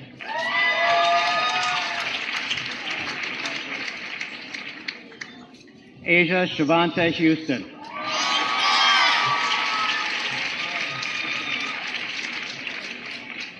Cameron Elijah Howard.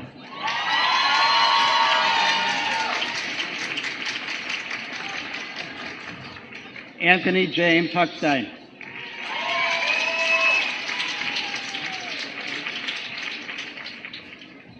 Joel Nolan Hughley.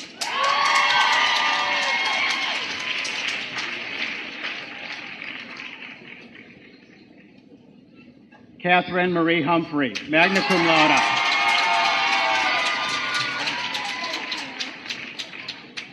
Lauren Ann Lee Hunt.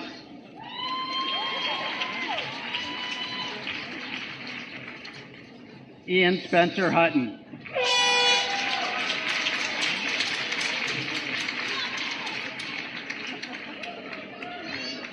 Jennifer Lauren Idakoji.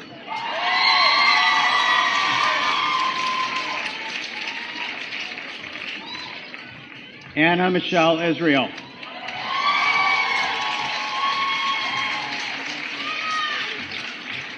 Caroline Parr Jack.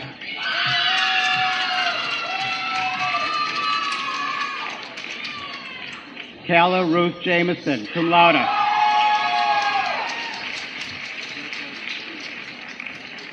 Michael Bliss Jefferson, cum laude.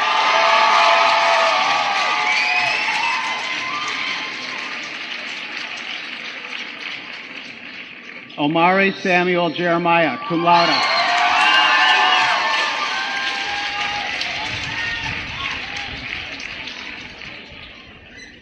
Cameron Elizabeth Jernigan, magna cum laude.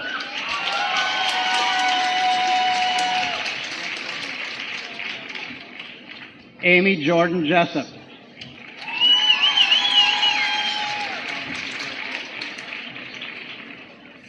Jandel Veronique Johnson.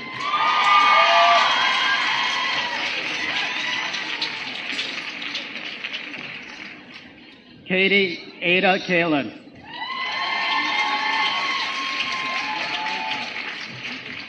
Danielle P. Kaplan, in absentia. David Lucian Carpe, magna cum laude.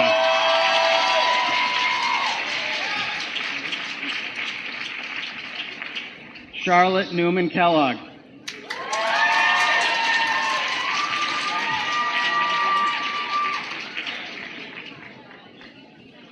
Camden Miyoko Kimura.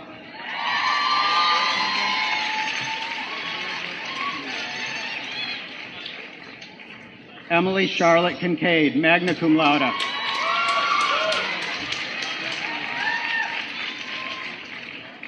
Christina Louise Cleaver.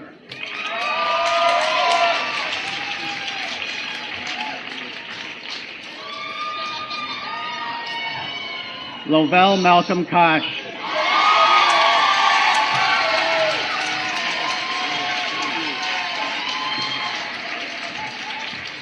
Peter William Kraus, summa cum laude.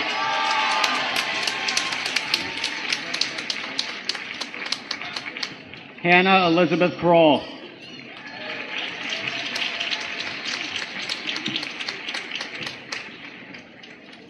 India Rose Kushner.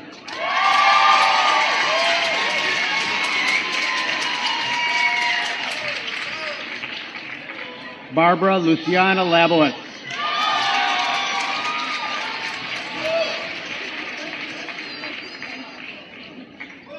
Elijah Stephen Leas.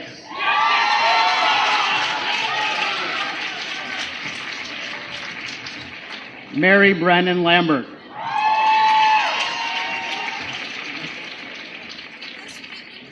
Catherine Ann Lawson.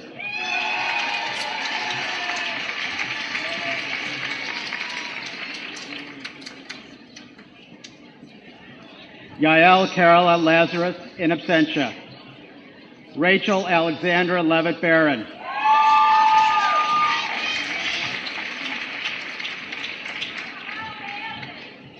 William Otto Lederer, magna cum laude.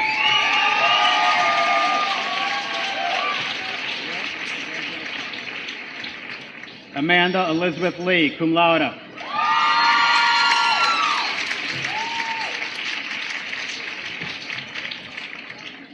Andrea Michelle Lipson.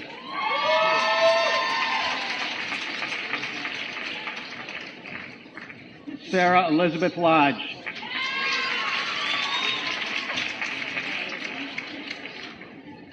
Laurel May Long, cum laude.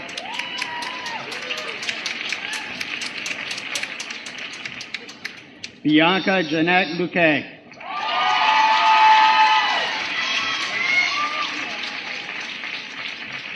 Matthew James Lynch, cum laude.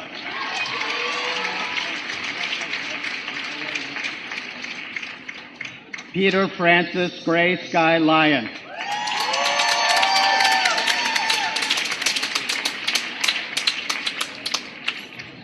John William McMorris Oddix.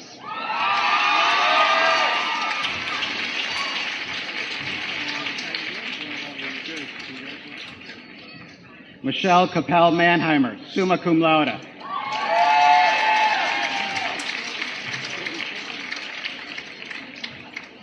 Jennifer Ann Manley, cum laude.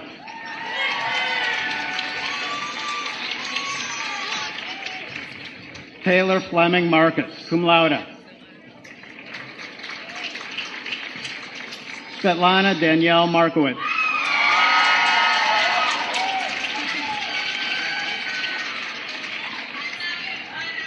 Emma Morrison Marks.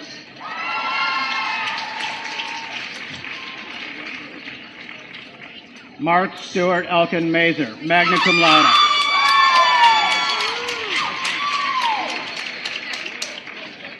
Austin Monet McClendon.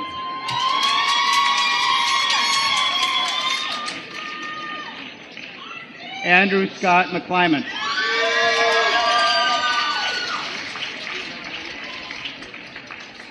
Emily Rose McCormick.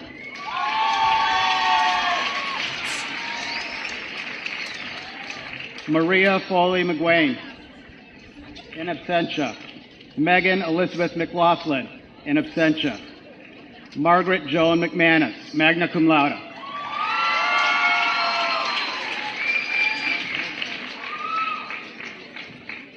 Sarah Catherine Mahaffey.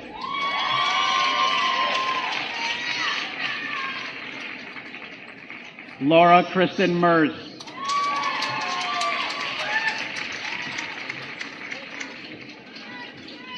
Joyce L. Miller.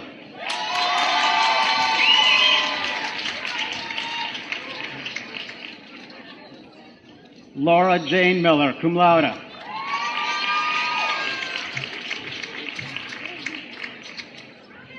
Thomas Connor Moran.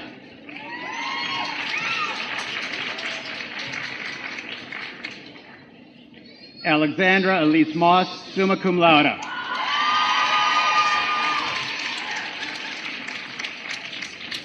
Carlin Oberst Mueller, cum laude.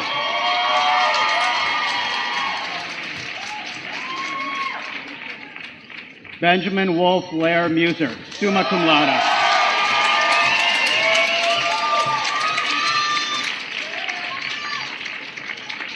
Chelsea Elizabeth Murphy, magna cum laude.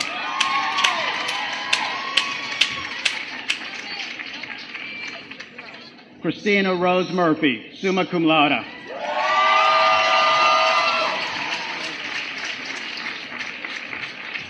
Sylvia Isabel Murray, cum laude.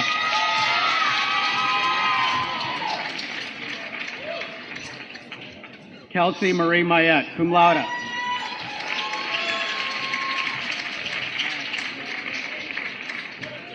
Joseph William Negrian.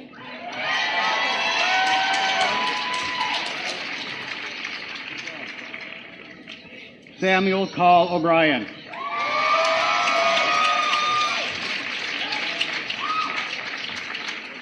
Derek Richard Oldham.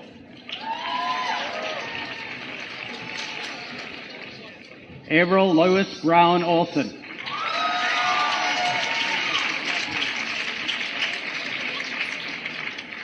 Caroline Eileen O'Riordan.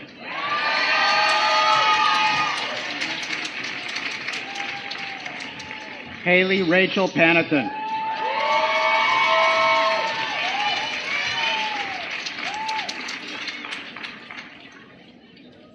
Abigail Samantha Paris.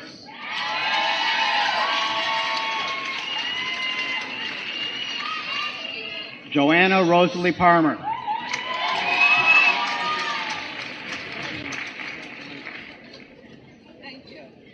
Patrick Sean Petticord.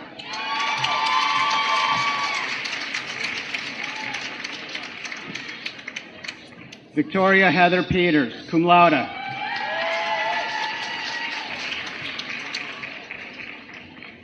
Anne Marie Plaskanka, cum laude.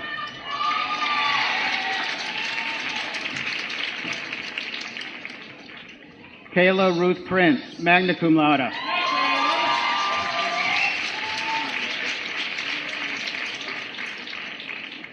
Andrew Marcus Albert Ainsworth Pruitt.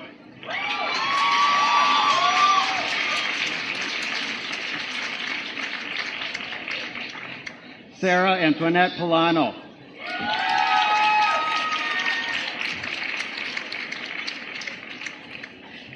Elizabeth Whitfield Purcell, cum laude.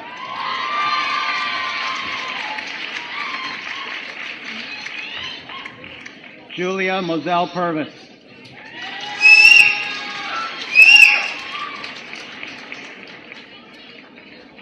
Aaron Lee Quarles, magna cum laude.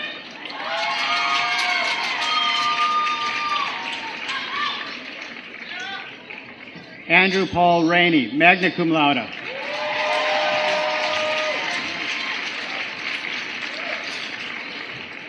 Cassandra Joanna Ramos.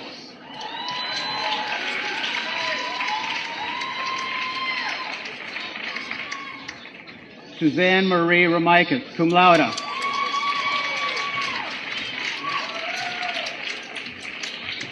Kelly Cassandra Rhodes.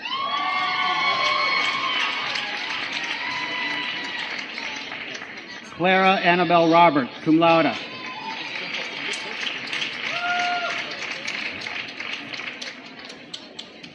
Noah Mazer Robinson, cum laude.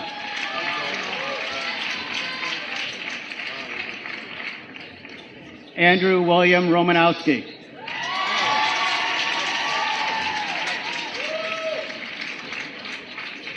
Hannah Elise Rose.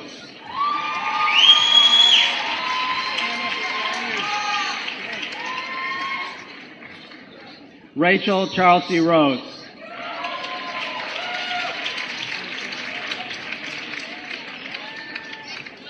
Hannah Miriam Rotenberg, magna cum laude.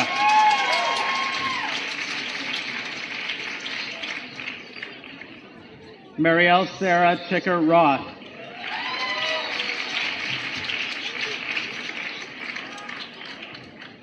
Rebecca Lynn Rother.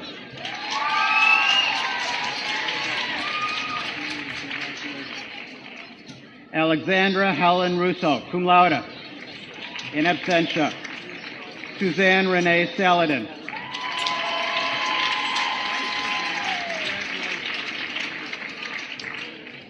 Jennifer Lee Sholin, cum laude.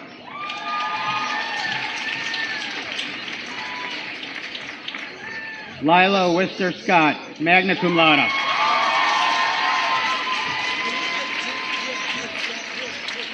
Giancarlo Segretti.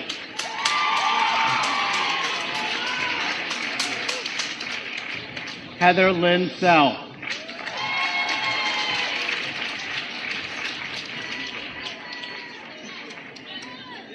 Emmett John Sellers.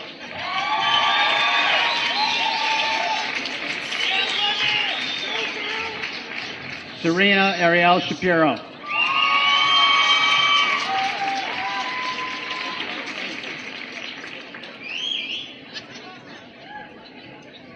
Daniel Joseph Shelton, cum laude.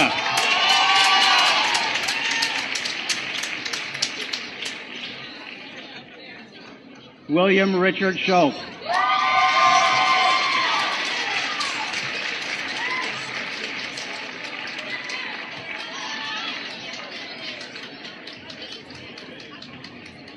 Grant I. Sprint.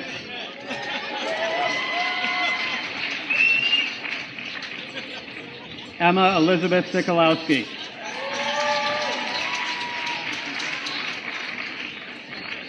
Lauren Emily Silver.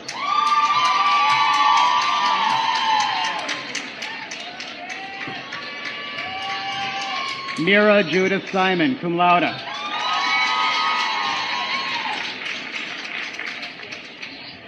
Ani Brandt Sipos, cum laude.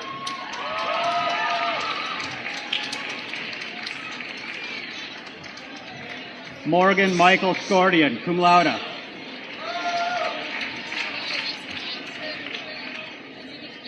Ashley Dion Slade.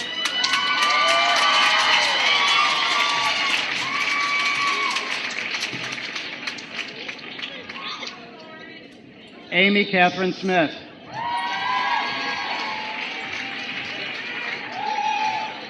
Olivia Sierra Smith.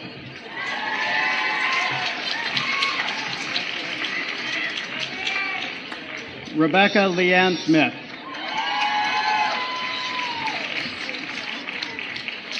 Amanda Jean Sobas.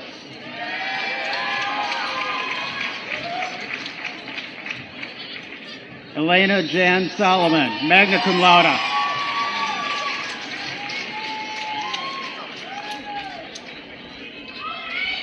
Sarah Elizabeth Sewell, magna cum laude.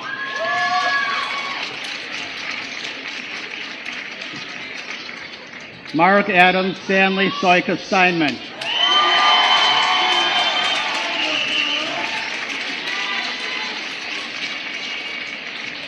Daniel Dash St. Hours.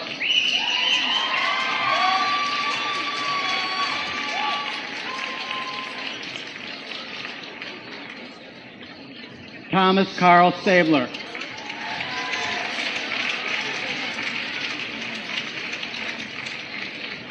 Jasmine Isabel Morgan Serena Stanley.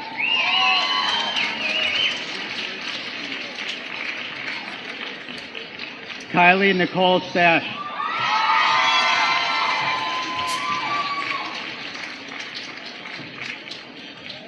Jennifer Lynn Steinbeck.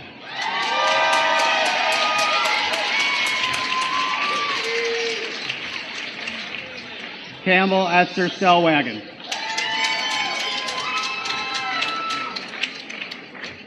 Margaret Ward Stevenson, magna cum laude.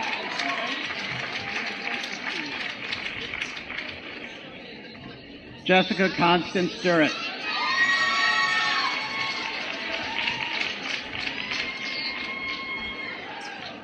Christopher Michael Strickland.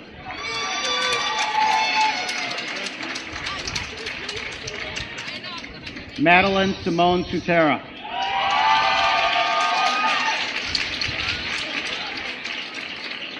Amanda Jane Tabata.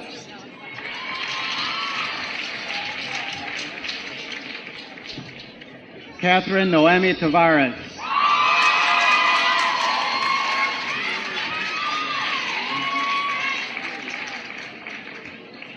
Lisa Michelle Taylor, cum laude.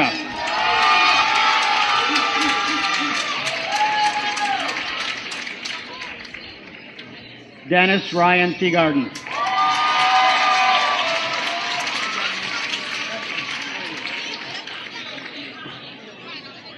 Sarah Rachel Tenenzath.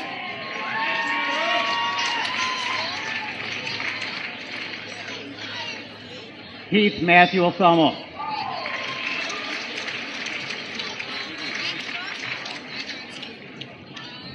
Rebecca Lavin Titus, magna cum laude. Rebecca Lynn Tracy, cum laude.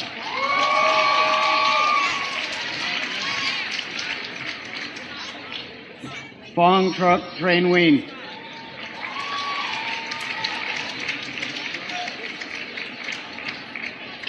Randy Lane Turner, cum laude.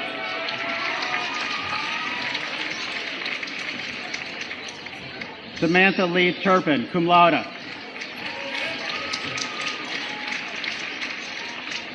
Hannah Marie Verlich.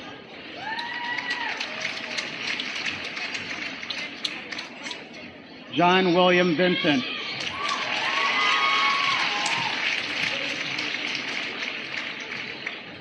Elizabeth Page Von Endy.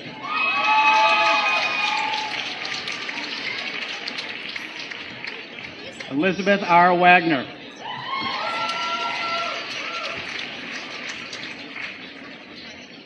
Gordon Ross Waldman.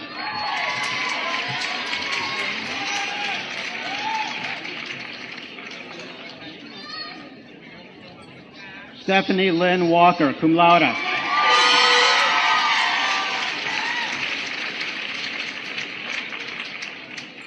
Maya Lynn Ward, magna cum laude.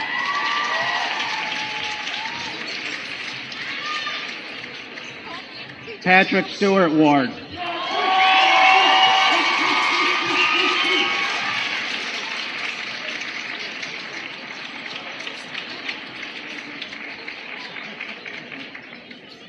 Jenna Christine Way.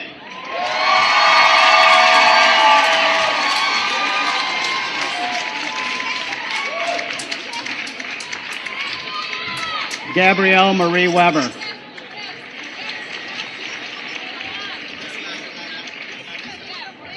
Daniel M. Wertheimer.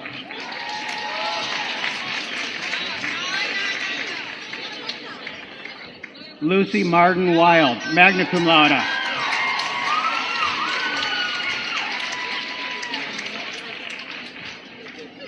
McKenna Ann Wilkinson.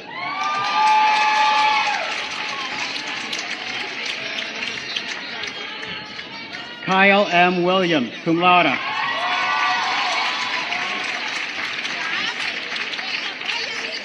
Rachel Linford Williams, cum laude.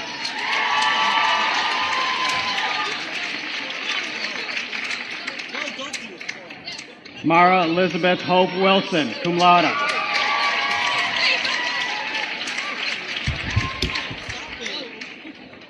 Anna R. Wingfield, cum laude.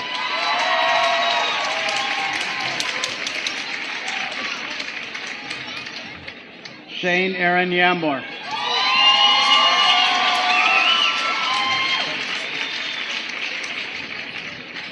Sangmi Yoon.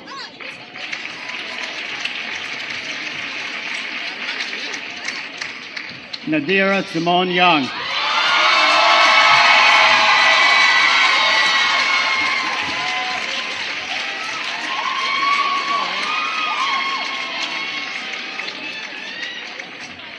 Takahito Jeffrey Yumoto.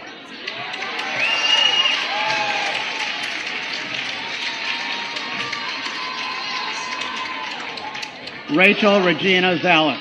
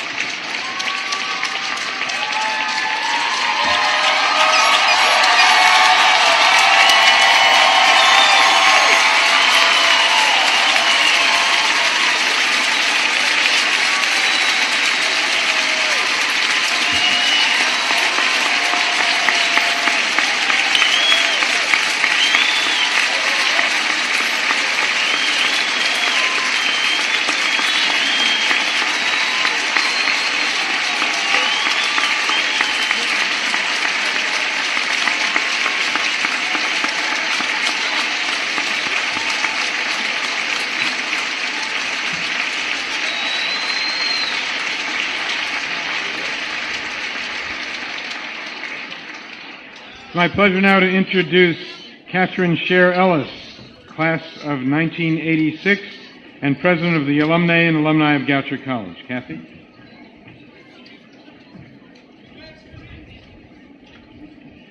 Thank you, President Unger. Don't you just love academic regalia? I do. I could walk around dressed like this all day long. Well, I'm glad that a few of you are laughing at least, because it's really very important to me that all of you think that I'm cool, because I graduated so many years before any of you were even born, which is the shocking realization I experienced on the flight up from Tampa yesterday. As president of the Alumni and Alumni of Goucher College, I am so pleased to have this opportunity to share this triumphant day with all of you. And I am sincerely honored to induct the class of 2012 into the Goucher College Alumni and Alumni Association. I almost said Hall of Fame, but that will come in time too, I'm sure. Will the class of 2012 please rise?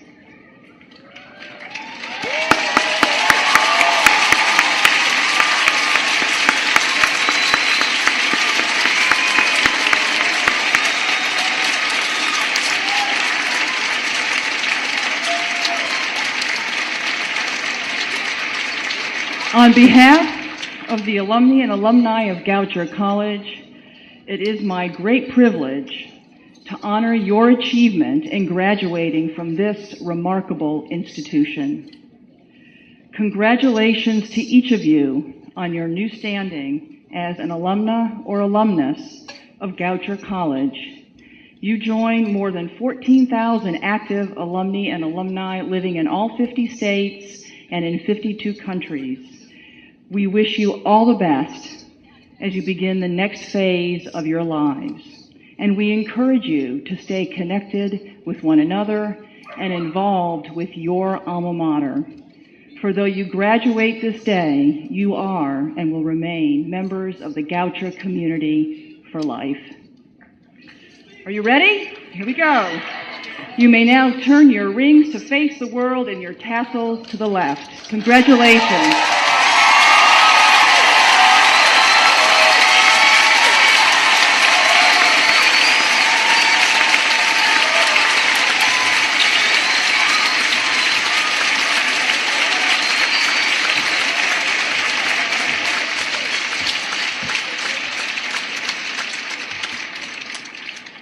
To be truthful, I'd prefer that you not leave, that you stay here. But if you must, and I know you must, go well, and thank you all for being a part of this community.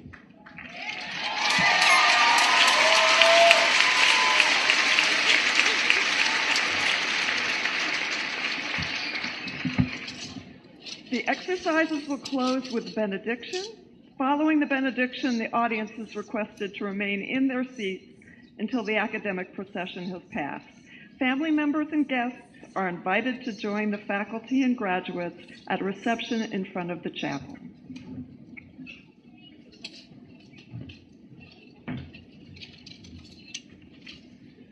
As we began our proceedings today, thinking of the stories of this chapter in your lives, we'll close with a blessing for our future stories. In Pirkei Avot, or Ethics of the Fathers, the 2nd century compilation of rabbinic sayings, Rabbi Akiva offers the following statement: everything is foreseen, yet free will is given. The world is judged with goodness, and everything depends upon the abundance of good deeds.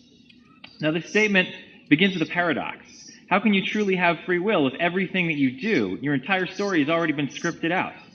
And if you do have free will, then how could everything be foreseen?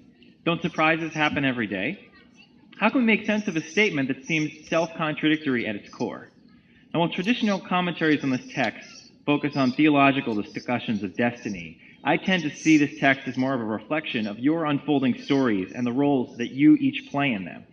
On one hand, at moments like this, you tend to look at your future as wide open and unlimited, or to quote Natasha Bedingfield, "I am unwritten, can't read my mind, I'm undefined. I'm just beginning, the pen's in my hand, ending unplanned." You may view your story as a new page in a book of which you are the sole author. But that's simply not true. And if it were true, it would be pretty scary to continually face all these blank pages. Because each of your future stories have already been shaped by your unique past, as Jackson so eloquently put it. You begin to realize that other forces, political, economic, sociological, technological, and of course, other people, determine a structure that will narrow your choice selection. Sometimes that predetermination can be oppressive. Other times it's good, or at least okay. So I believe the resolution of Rabbi Akiva's statement lies in seeing that the page before you is not entirely blank. There are many words on it already, and yet there are many places where you have an opportunity to take the pen in your hand and be an active agent in your destiny. The key lies in recognizing those moments of opportunity and making the most of them. In this way, you become the author of your own story. Ultimately, class of 2012, the world is judged with goodness, and everything depends upon the abundance of good deeds. The content of those good deeds will differ vastly as you each branch out into different fields of the workforce and different communities. But somewhere in your story, you will have opportunities to write chapters, novels, trilogies of good deeds. Make the most of those moments. As Goucher College's motto says, right up here, and if you didn't know this, commencement is as good a time as any to learn. Our motto says, prove all things, hold fast to that which is good. I offer you the blessing of recognizing the moments when you have the ability to create a positive change for yourself, for your community, and for the world. You may not have the opportunity to kill Hitler, but you will have the opportunity to do some amazing and spectacular things, each and every one of you. And you are not alone. Goucher's got your back. We will believe in you. Be a beacon of all that Goucher College stands for: learning and growth, community principles of respect, inclusion, communication, service, and responsibility. And remember to come back and share your stories with us. May you be blessed and kept from all harm. May you find goodness and grace on all the paths you face. And may your striving for purpose endow you with a sense of peace.